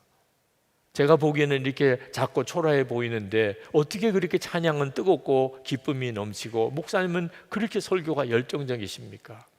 그 목사님이 대답하기를, 내가 신학교에 다닐 때 이 교회에 파송을 받았습니다. 그런데 교회에 와서 첫 예배 드리는데 교인이 2사람밖에 없었습니다. 너무너무 낙심이 됐습니다. 내가 어떻게 이런 교회에서 계속 목회를 할 수 있을까? 그런데 그 첫 주일 예배 때 기도서에 이런 기도가 있었습니다. 그러므로 천사들과 대천사들과 하늘의 모든 사람들과 함께 주님의 영광된 이름을 찬양하고 경배합니다. 이 기도 문장이 내 마음을 완전히 바꾸어 놓았습니다. 그날 하나님께 기도했습니다. 하나님, 저를 용서해 주십시오. 저는 그렇게 많은 동반자들 속에 있었다는 것을 알지 못했습니다. 그리고 그는 그 다음부터 예배 때마다 온 교우들에게 얼마나 많은 하늘의 증인들이 또 천사들이 우리 눈에는 보이지 않지만 우리와 함께 있는지를 말해 주었고, 그리고 목사님도 정말 그 눈을 뜨고 예배하고 찬양하고 설교를 했던 거죠. 밤을 만난 분이 있으십니까? 여러분 혼자가 아닙니다.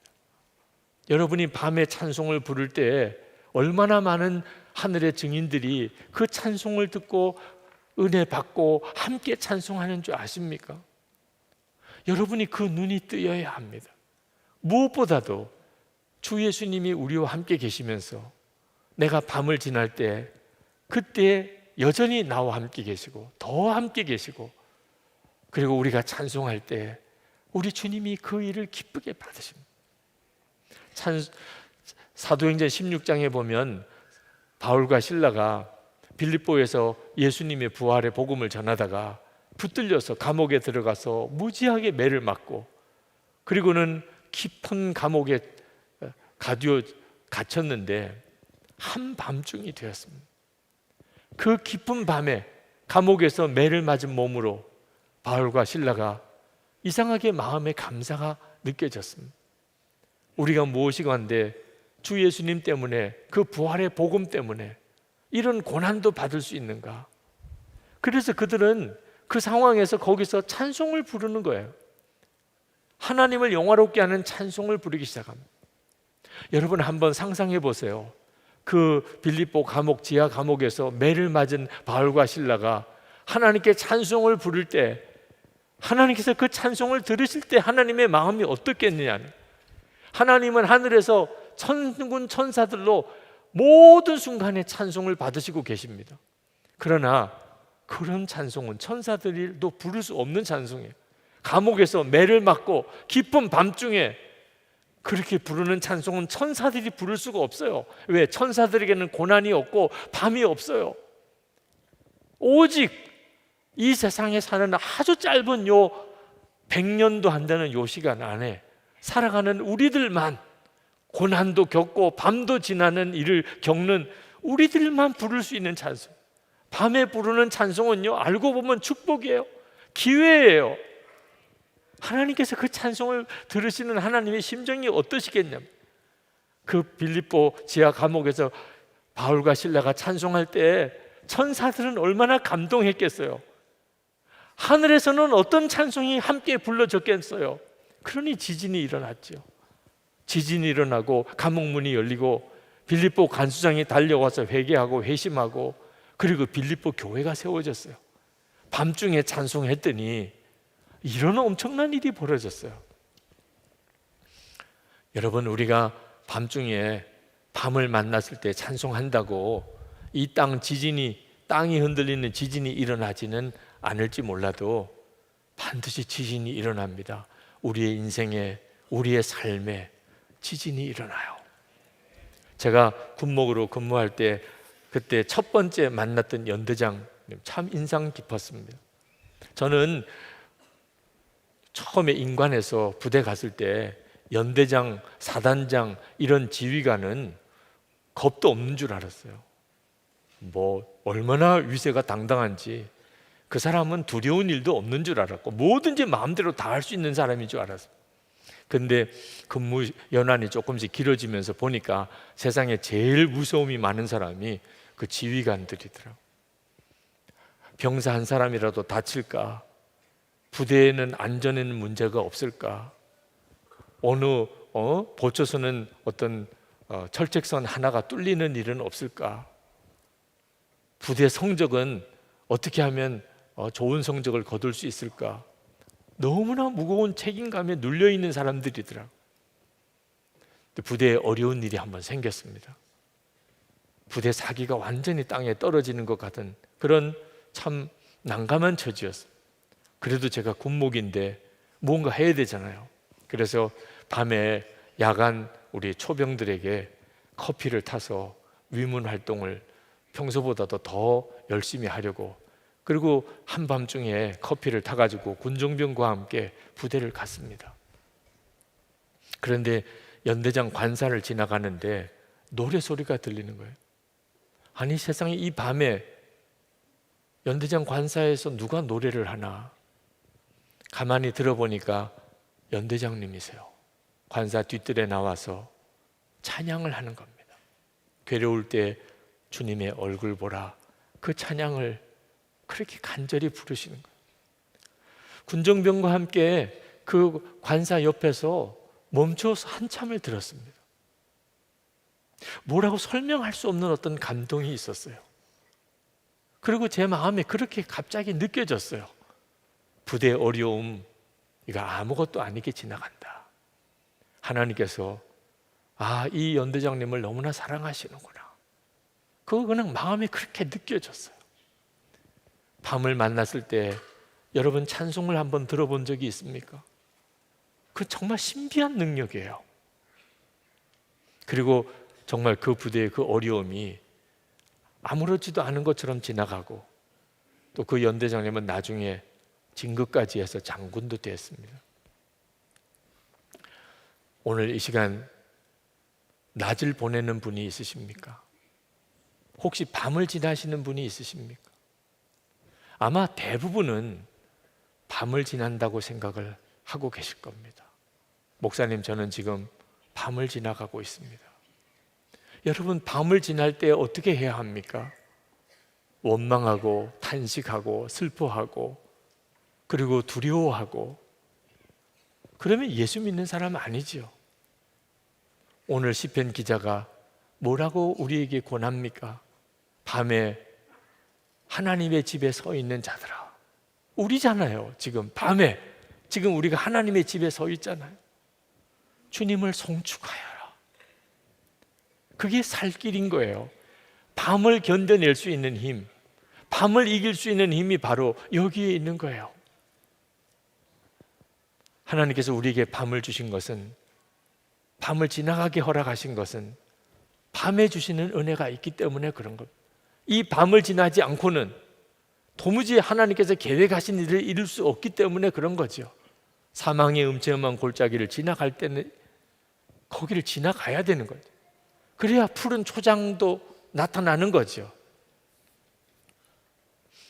오늘 이 시간 우리 중창팀에게 부탁을 했습니다. 찬양을 하나 해 주십시오. 여러분 중에 그 찬양을 들으실 때, 내가 부를 찬양입니다. 이 찬양은 내가 부를 찬양이에요. 여러분 안에 성령께서 그렇게 감동하시는 분이 있다면 찬양 중에 일어나시고 다시 한 번 더 부를 때 여러분도 함께 부르실 수 있으면 좋겠습니다. 이 시간에 찬양을 해 주시겠습니다.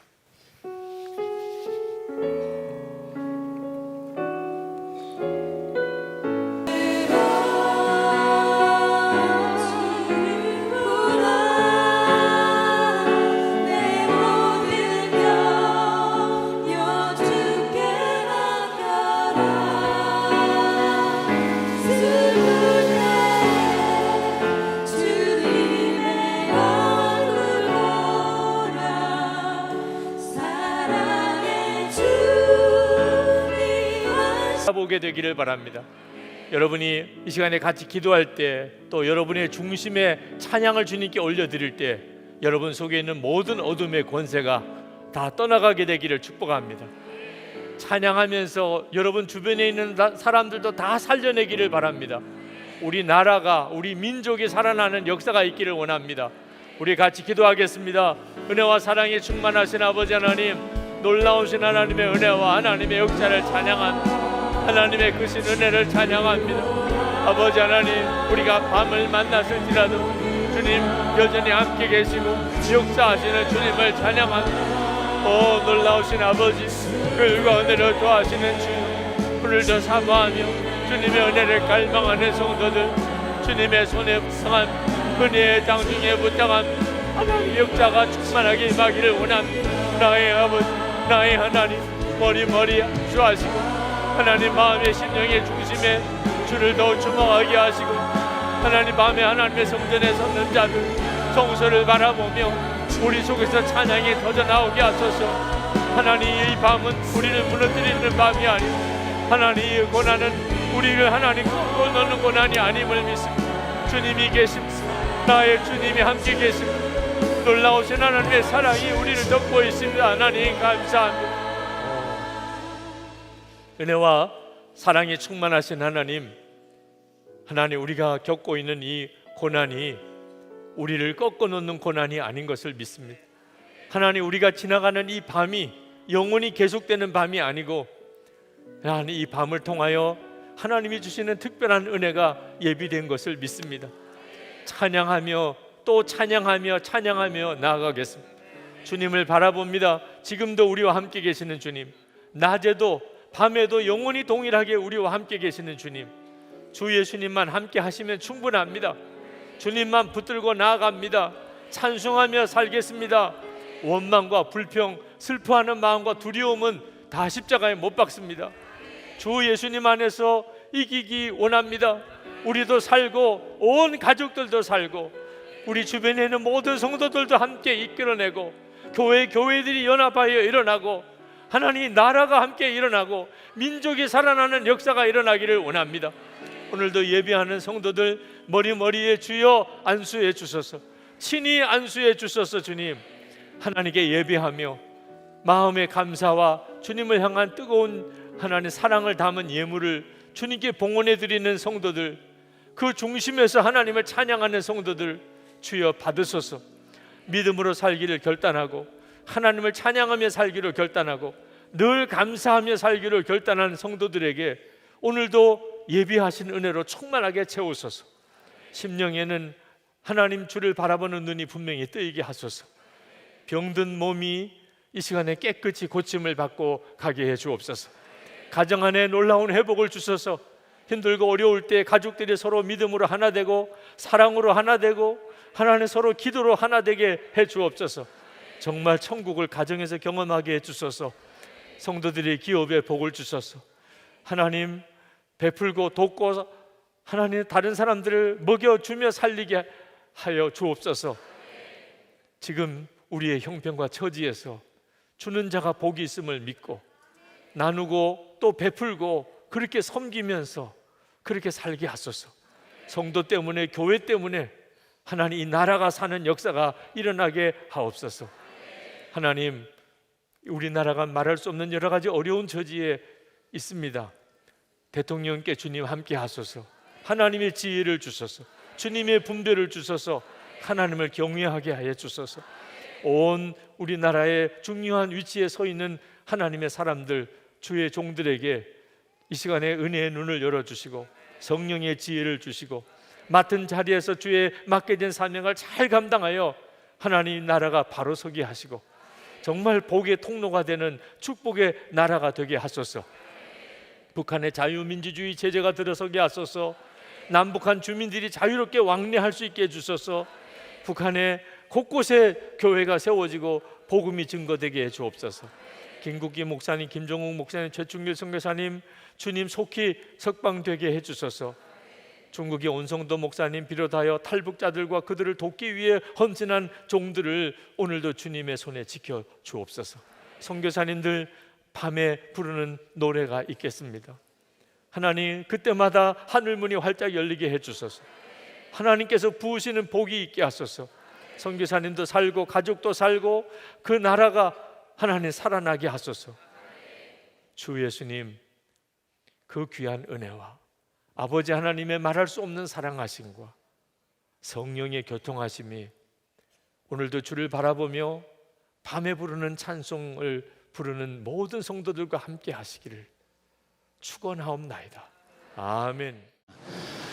오늘 우리에게 주신 하나님의 말씀은 시편 133편 1절에서 3절 말씀입니다. 그 얼마나 아름답고 즐거운가.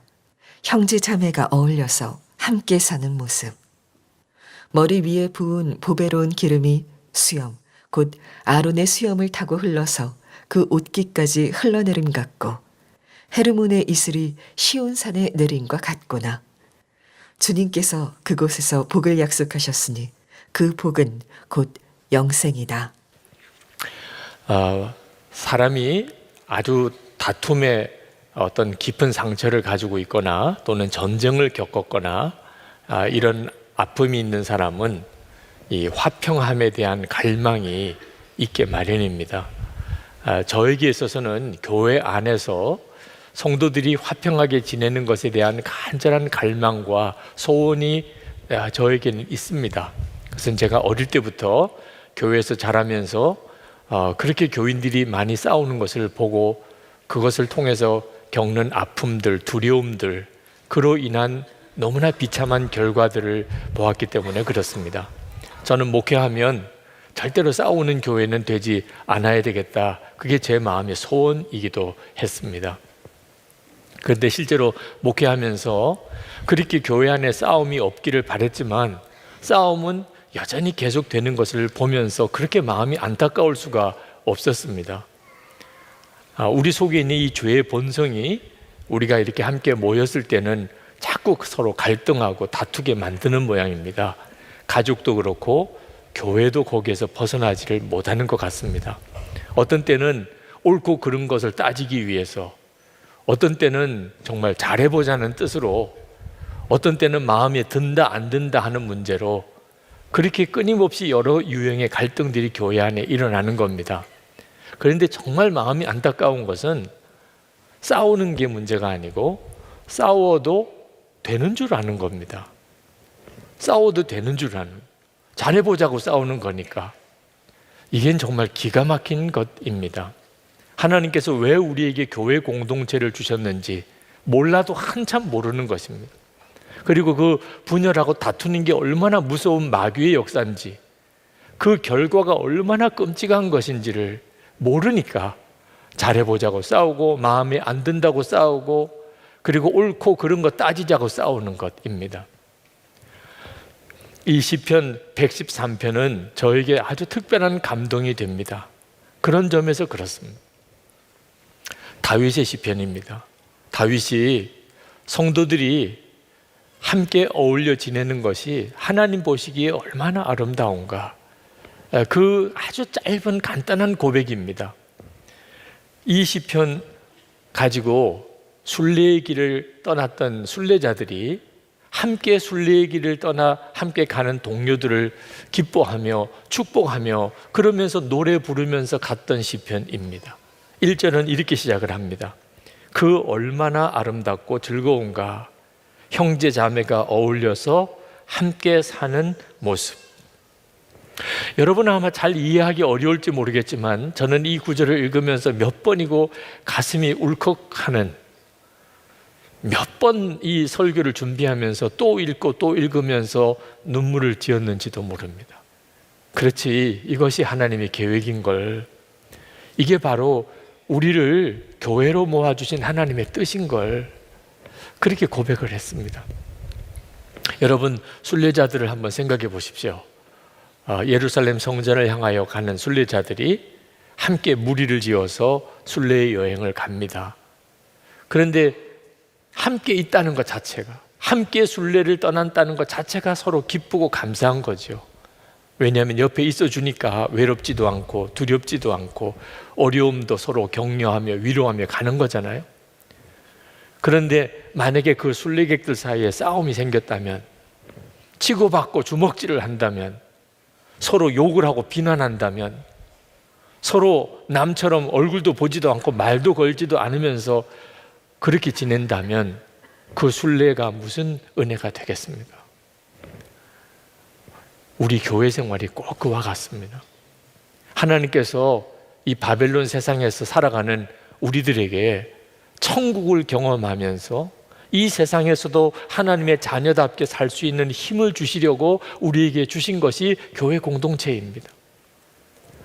교회 공동체의 가장 중요한 하나님의 계획은 서로 함께 어울려 사랑하고 위로하고 서로 힘이 되어주는 하나된 화평한 공동체를 이루는 것입니다. 그게 하나님께서 우리에게 교회를 주신 까닭입니다. 사실 세상 살아가기가 만만치 않잖아요. 지난 한 주간도 나라도 쉽지 않았고 개인적으로도 어려움이 많았잖아요. 그런데 오늘 이렇게 함께 모여서 예배하면서 하나님이 우리에게 주시는 것은 하나님이 주시는 은혜도 있지만 함께 신앙생활하는 성도가 주는 위로가 있는 것입니다. 우리는 함께 지금 순례의 길을 떠나가는 겁니다. 그러므로 교회가 자랑스러운 것은 절대로 교인 수가 많은 것도, 예배당이 큰 것도, 그리고 좋은 프로그램들, 영적인 훈련을 위한 좋은 프로그램이 있는 것도, 봉사를 많이 하는 것도 아닙니다. 교회의 가장 중요한 축복은 서로 화평한 것입니다. 공동체 안에 성도들 사이에 누리는 화평입니다. 잘하자고 싸우고 옳고 그른 거 따지자고 싸우면 그건 교회를 몰라도 너무 모르는 것입니다. 하나님의 마음을 얼마나 아프게 하는 것인지, 그 결과가 얼마나 비참한지 모르는 것입니다. 여러분, 화목하고 하나된 교회를 통하여 하나님이 우리에게 어떤 복을 주시는 줄 아십니까?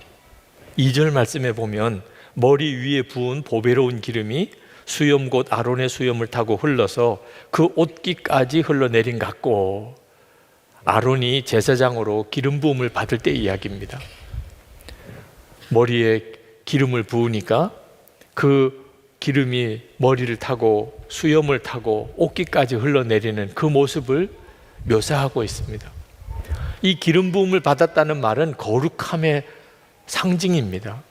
하나님의 임재하심의 상징입니다. 여러분, 교회의 거룩함은 무엇으로 알 수가 있는 거죠? 목사의 설교가 은혜로워서 거룩한 것입니까? 성도들이 기도를 많이 해서 거룩한 것입니까?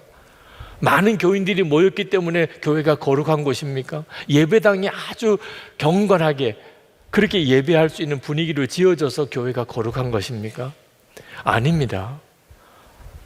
성도들이 화목한 것, 성도들이 화목한 모습을 가지고 지내는 것이, 그것이 바로 하나님의 임재고 거룩함입니다. 3절 말씀에 보면 헤르몬의 이슬이 시온산에 내린 것 같구나. 그래서 헤르몬산은 이스라엘 북쪽에 있는 아주 높은 산입니다. 1년에 거의 그 정상에는 눈이 녹지 않는 그런 높은 산입니다. 많은 이슬이 내리는 산입니다.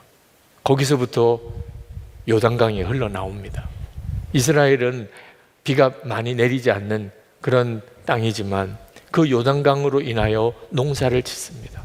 축복의 젖줄입니다. 그러니까 여러분, 화목한 교회가 우리의 삶의 축복의 젖줄입니다. 우리 자신뿐만 아니고 우리가 사는 사회, 우리 나라의 복의 통로입니다. 우리가 서로 정말 화목한 공동체를 지켜간다면 그것은 이 나라가 복을 받는 것입니다. 이것이 지금 한국 교회가 가지고 있는 가장 큰 아픔이고 위기입니다. 여러분, 평화의 복, 화평의 복이 얼마나 중요한지 알아야 합니다.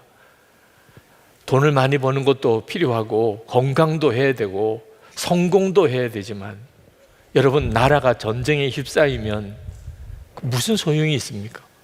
몸이 건강하고 돈을 많이 벌었던 게 무슨 소용이 있냐 말이에요. 나라가 전쟁에 휩싸이면 화평의 복이 지켜지고, 그리고 그 다음 복이 있는 것입니다. 그 복의 핵심이 영생입니다. 3절에 주님께서 그곳에서 복을 약속하셨으니 그 복은 곧 영생이다. 교회가 화평한 것은 성도들이 영생의 복을 누리는 것과도 같은 것입니다. 지난 맥주감사 주일 찬양 집회를 이 자리에서 했습니다. 여러분 중에 그 자리에 오신 분들은 다 느끼셨을 겁니다. 그동안 우리 교회가 개척하고 분립했던 9교회가 함께 와서 함께 찬양을 하나님께 올려드렸습니다. 찬양의 수준이 꼭 높아서가 아니고 그 9교회가 같이 와서 10교회가 함께 하나님을 찬양하는 모습 자체가 얼마나 감동이었는지 모릅니다. 연합하는, 교회가 예수님으로 인하여 하나가 되어지는 모습 자체가 말할 수 없는 감동이었습니다. 그 찬양 집회를 이렇게 지켜보면서 너무 기쁜 마음에 하나님께 그렇게 말씀을 드렸습니다. 하나님, 우리가 한 이 놀라운 것을 주님이 보십니까? 그때 주님께서 저에게 주신 것이 내가 한 이 엄청난 일을 내가 보느냐 였습니다. 저는 우리가 한 것을 하나님께 보여드린다고 생각했는데 사실은 하나님이 하신 것을 우리가 보는 것이었습니다. 연합은 하나님이 하시는 일입니다. 그래서 연합이 주는 감동이 있는 것입니다. 여러분, 우리는 어쩔 수 없이 환경의 영향을 받습니다. 바이러스 독감만 전염되는 것이 아니고 우리들의 영혼도 서로에게 영향을 받게 되어 있습니다. 그러니까 미운 마음도 전염이 되고 원망도 전염이 되고 비난도 전염이 되고 분노도 전염이 됩니다. 그러므로 우리는 영적인 환경을 잘 지킬 필요가 있습니다. 저는 교회 담임 목사로서 주일에 성도들 앞에 서거나 말씀을 전할 때 제 얼굴 표정 관리를 잘해야 된다는 부담이 있습니다. 만약에 제가 아주 인상이 이그러지고 화가 나고 그렇다면 여러분들에게 얼마나 상처가 되겠습니까? 그러나 실제로 제게 있어서는 신경 쓸 일도 많고 또 어려운 결정을 해야 될 일도 많고 좋은 일보다 그렇지 못한 것 때문에 마음에 부담이 짐이 되는 일이 너무나 많습니다. 심지어는 설교하러 올라오기 직전까지 제 마음에 안 드는 것이 보일 때가 있습니다. 그때마다 주님을 계속 바라봅니다. 제가 제 마음을 지키지 못하면, 그래서 제 속에 있는 어떤 아픔, 분노 또는 어떤 원망, 그런 것이 제 얼굴에 드러나면 그것은 제가 교인들에게 할 수 있는 가장 최악의 일이 되기 때문에 그렇습니다. 목사만 그런 것입니까? 부부 사이에도, 부모 자녀 사이에도, 여러분 교우들 사이에도 똑같습니다. 우리는 서로에게 영적으로 엄청난 영향을 받습니다. 그러므로 우리가 해야 될 일 중에 가장 중요한 일이 공동체의 화평을 지키는 것입니다. 기쁨과 감사의 분위기를 지켜나가는 것입니다. 우리 주변에는 우리를 영적으로 무너뜨리려고 역사하는 무서운 마귀가 계속 우리를 삼키려고 하고 있습니다. 어느 목사님이 늘 부정적인 어떤 마음에 사로잡혀 있는 분이 계셨습니다. 하여튼 주변에 마음에 드는 사람이 하나도 없었어요. 근데 어느 날 로마서 14장 10절 말씀을 읽고 심장이 멎는 것 같았다고 그랬습니다. 내가 어찌하여 내 형제를 판단하느뇨? 어찌하여 내 형제를 업신여기느뇨? 우리가 다 하나님의 심판대 앞에 서리라. 깜짝 놀랐습니다. 꼭 자기에게 하는 말 같았습니다. 너는 어째서 다른 사람을 업신여기고 다른 사람을 판단하느냐? 하나님의 심판대 앞에 우리 모두가 다 설 것을 모르느냐? 자기 생각에 내가 옳아서 그래서 다른 사람을 내가 비판적으로 보는 것이 아님을 알았습니다. 영적인 영향력에 사로잡혀 있었던 거죠. 그때부터 그 목사님은 어떤 사람에 대해서 비판하는 생각이 떠오를 때마다 예수님의 이름으로 대적하기 시작했다고 그랬습니다. 예수의 이름으로 내게서 떠나가. 그리고 그렇게 오랜 기간 동안 부정적인 생각에 사로잡혔던 마음이 풀어졌다는 것입니다. 여러분, 우리가 우리 주변에 있는 영적인 환경에 대하여 절대로 소극적인 태도를 가지면 안 됩니다. 여러분, 남의 탓만 하고 결국 해결할 문제가 아닙니다. 그 사람 때문에 그렇게 됐어요. 그 사람 때문에 내가 이렇게 어려워졌어요. 남 탓해서 해결이 되겠습니까? 여러분 자신이 지켜야 합니다. 만약에 메르스 같이 어떤 유행병이 퍼진다면 여러분은 어떻게 하시겠습니까? 그 나쁜 영향력을 여러분이 지켜내려고 얼마나 애를 쓰겠습니까?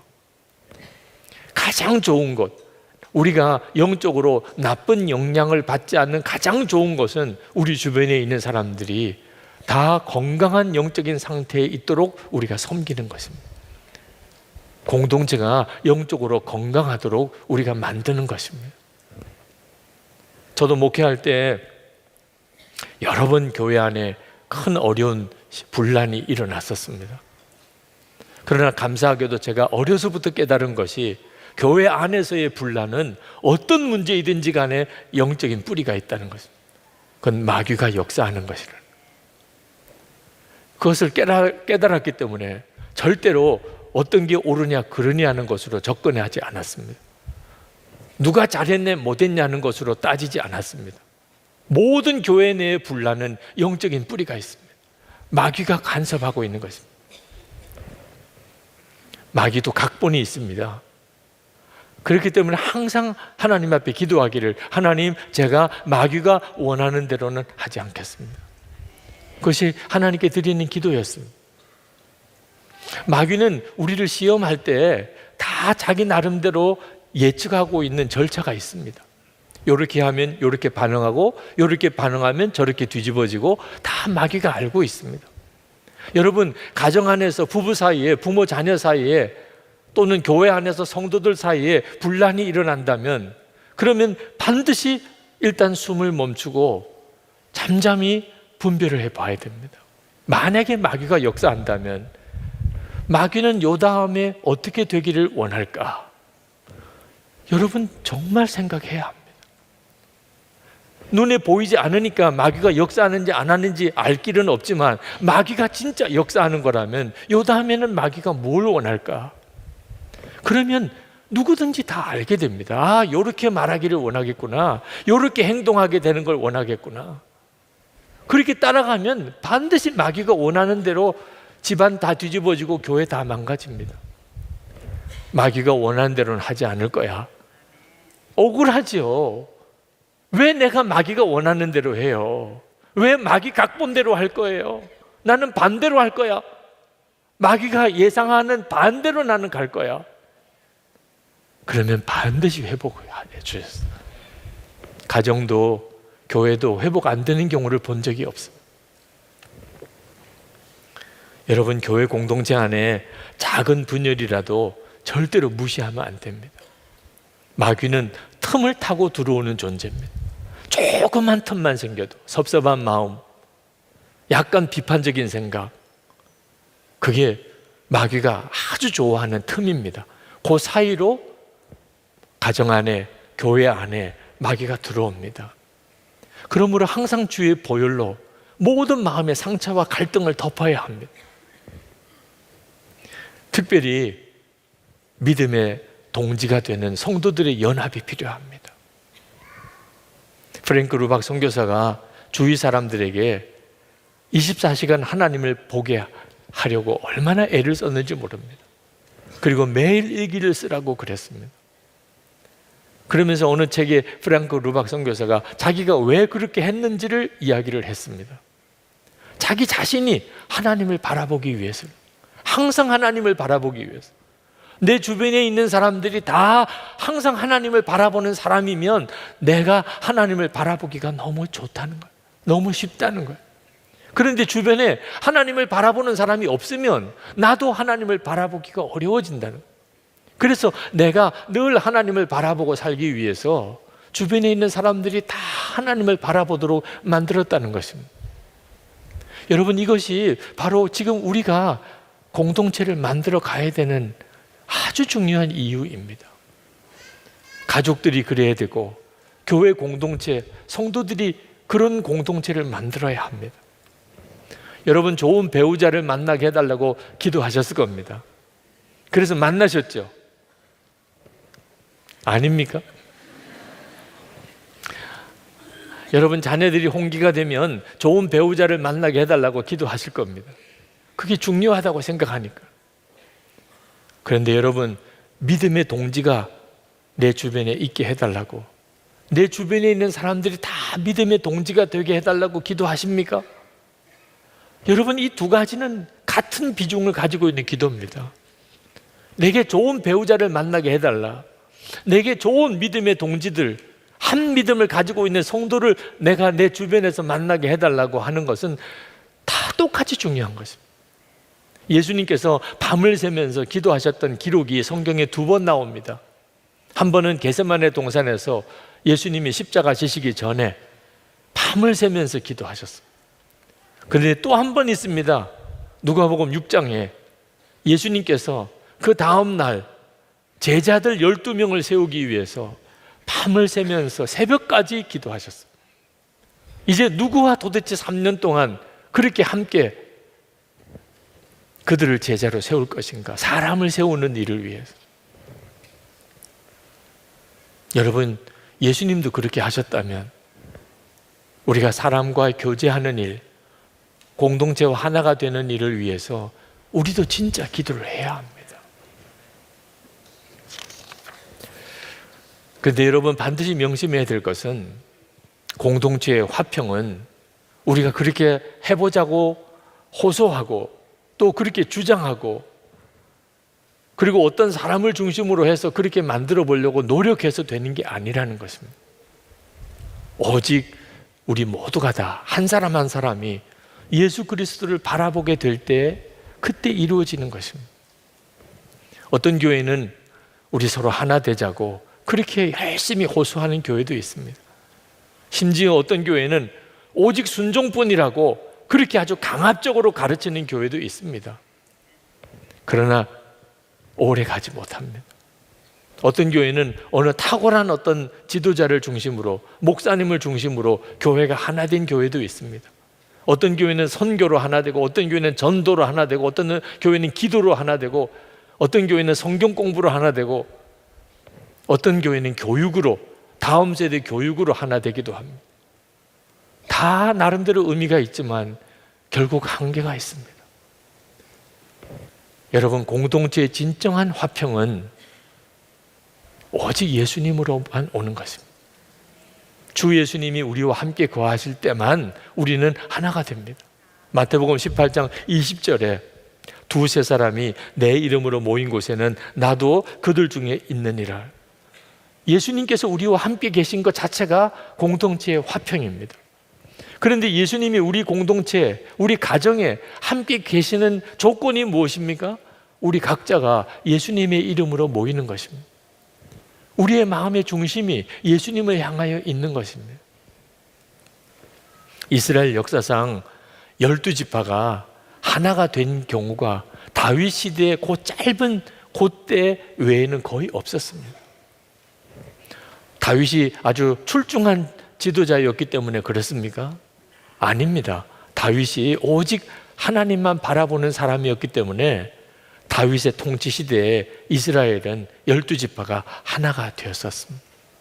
사사시대 때부터 이스라엘 12지파는 좀처럼 하나 되지 못했고 계속 서로 싸우고 갈라졌습니다. 그들은 생각하기를 다른 족속들처럼 자기들에게 왕이 없기 때문에 우리가 하나 되지 못한다고 생각했습니다.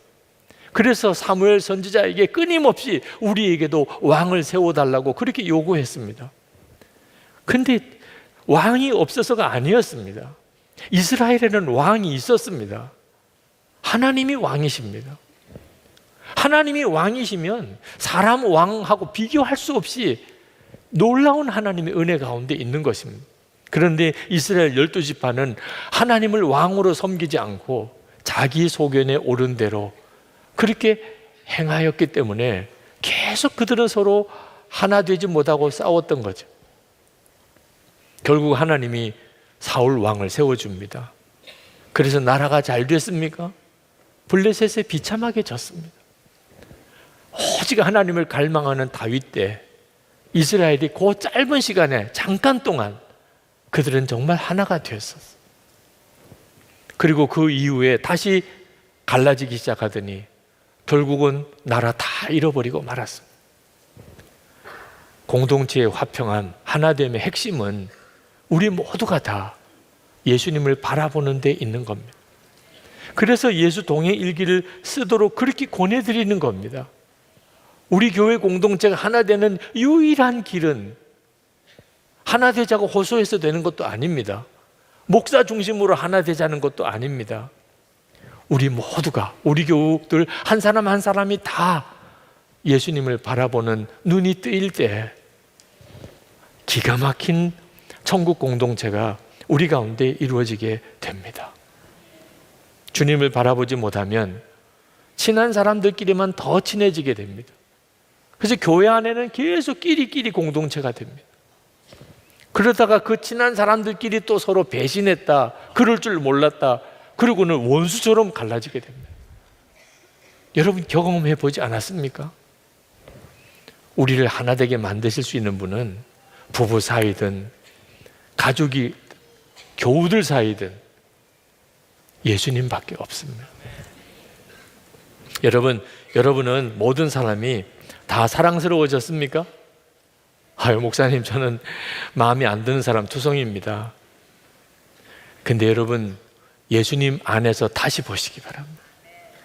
마음에 안 드는 사람 투성이인 것 같아 보여도 예수님을 바라보는 눈을 뜨고 그리고 다시 보시기 바랍니다. 사람이 완전히 달라 보입니다.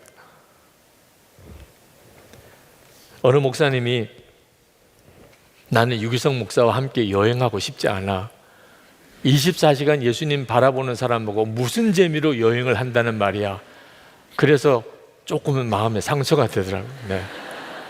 그 목사님도 농담같이 말씀을 하셨기 때문에 저도 그렇게는 받았지만, 나하고 여행하는 것을 기쁘게 여기지 않는 사람이 있다는 것이 좋은 일은, 유쾌한 일은 아니더라고요. 네. 그러면서도 생각이 들더라고요. 그 목사님은 도대체 무슨 재미를 원할까? 그런 생각이 들더라고요. 네, 무슨 재미를 원하길래 그렇게 24시간 예수님 바라보는 사람하고는 여행 안 하겠다는 걸까? 그리고 또 생각해 보았습니다.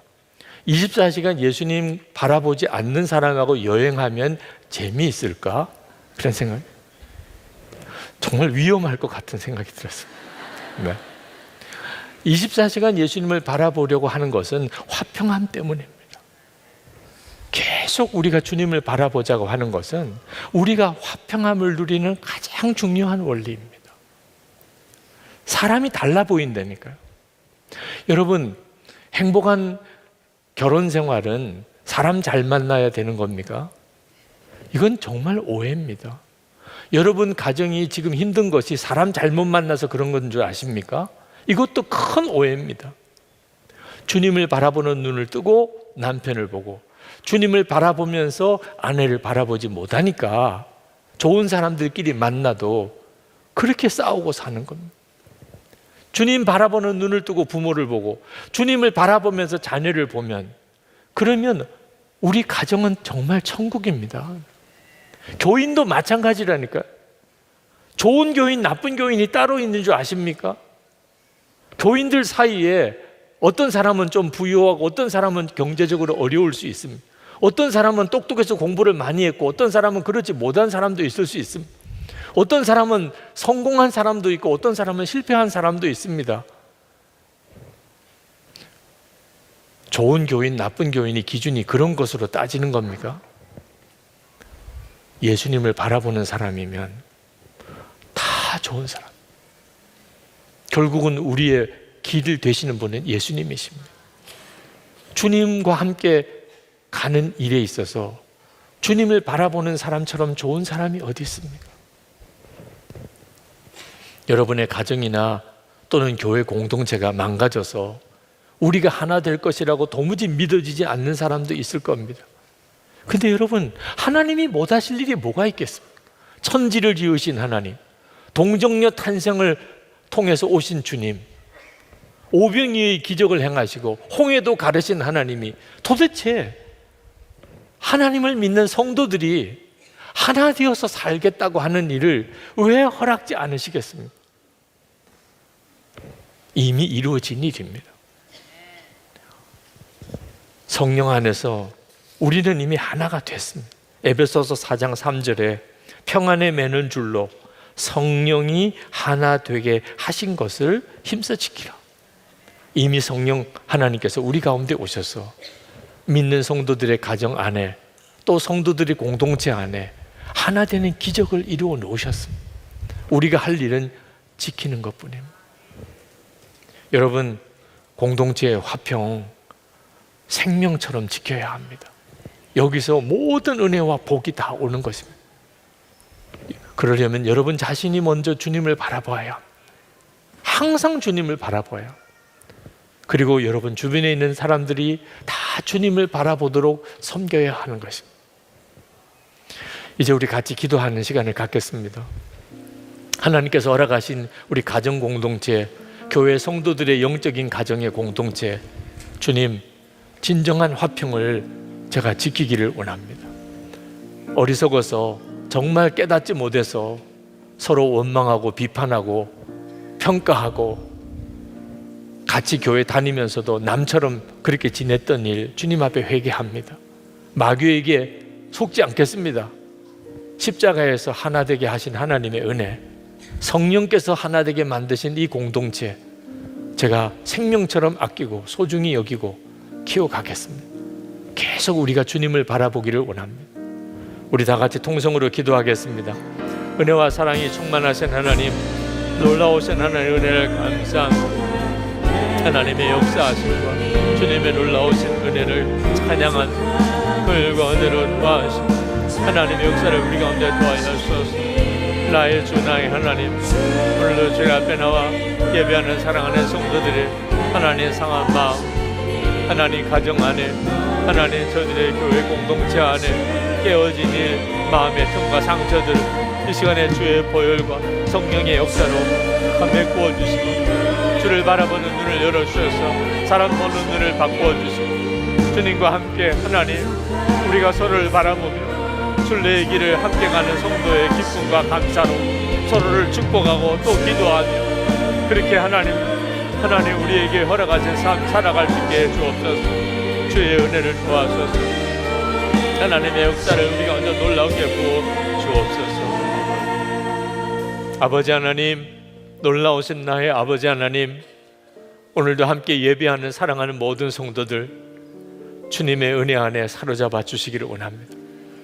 하나님, 저희들이 살아가는 동안에 허락하신 가정 또 우리 교회 성도들 사이의 공동체 하나님 조심하지 못해서 깨닫지 못해서 하나님 미처 하나님 우리가 눈 뜨지 못해서 서로 상처 주고 서로 평가하고 서로 비난하고 서로 원망하고 하나님 살았던 모든 일들을 주님 앞에 다 회개합니다. 마귀가 틈타도록 너무나 어리석게 우리 사이에 분열을 일으켰던 일들을 주님 앞에 진심으로 회개합니다. 오늘 이 예배 드리는 모든 성도들의 가정과 그리고 저들의 교회 공동체 안에 예수님의 보혈로 저들을 씻어 덮으시고 그리고 성령의 기름 부음을 더하여 주셔서 하나님 주 예수님을 바라보면서 서로를 바라보는 은혜의 눈을 열어주시고 함께 순례의 길을 가는 자로서 서로 기뻐하고 축복하게 하여 주시기를 원합니다. 위로받게 하소서. 서로가 의지되게 하소서. 함께 있음으로 인하여 즐거워하게 하소서. 예배할 수 있는 자리에 함께 있게 해주시니 감사합니다. 주님을 바라보는 시간에 함께 있게 하시니 감사합니다. 그렇게 주님 앞에 함께 설 줄로 믿습니다. 주님, 오늘도 전심으로 하나님께 예배하고 감사한 마음을 주께 드리며 사랑의 예물을 주께 봉헌하는 사랑하는 성도들도 주님이 일일이 머리에 손을 얹어주시기 원합니다. 충만한 은혜로 살게 하소서.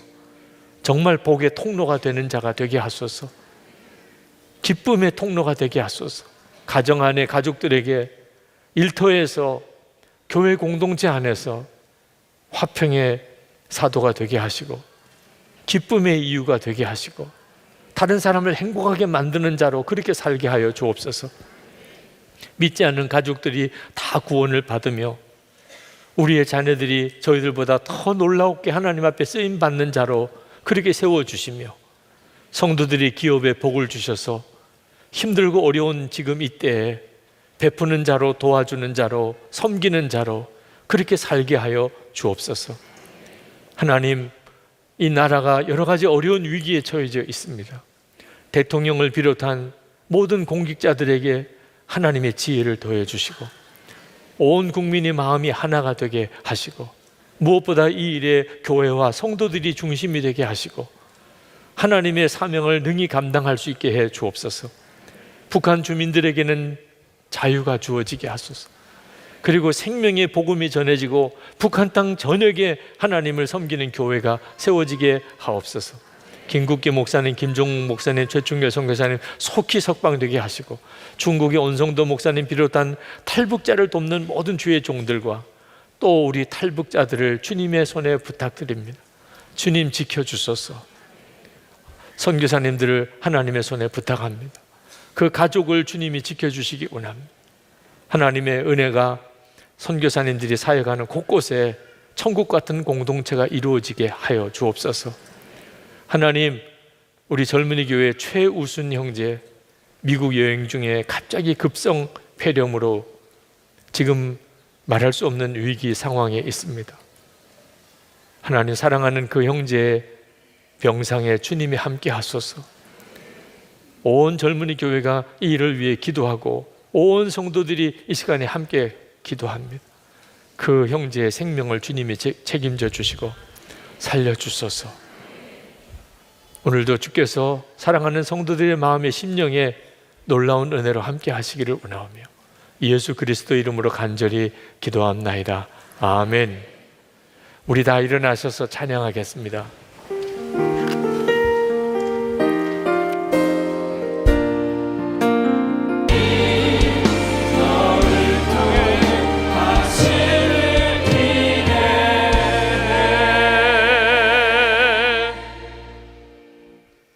주 예수님의 은혜와 하나님의 사랑하심과 성령의 교통하심이 예배하고 돌아가는 한 사람 한 사람 모두 위에 그리고 그 가정과 그리고 저들의 성도의 공동체 위에 충만하시기를 축원하옵나이다.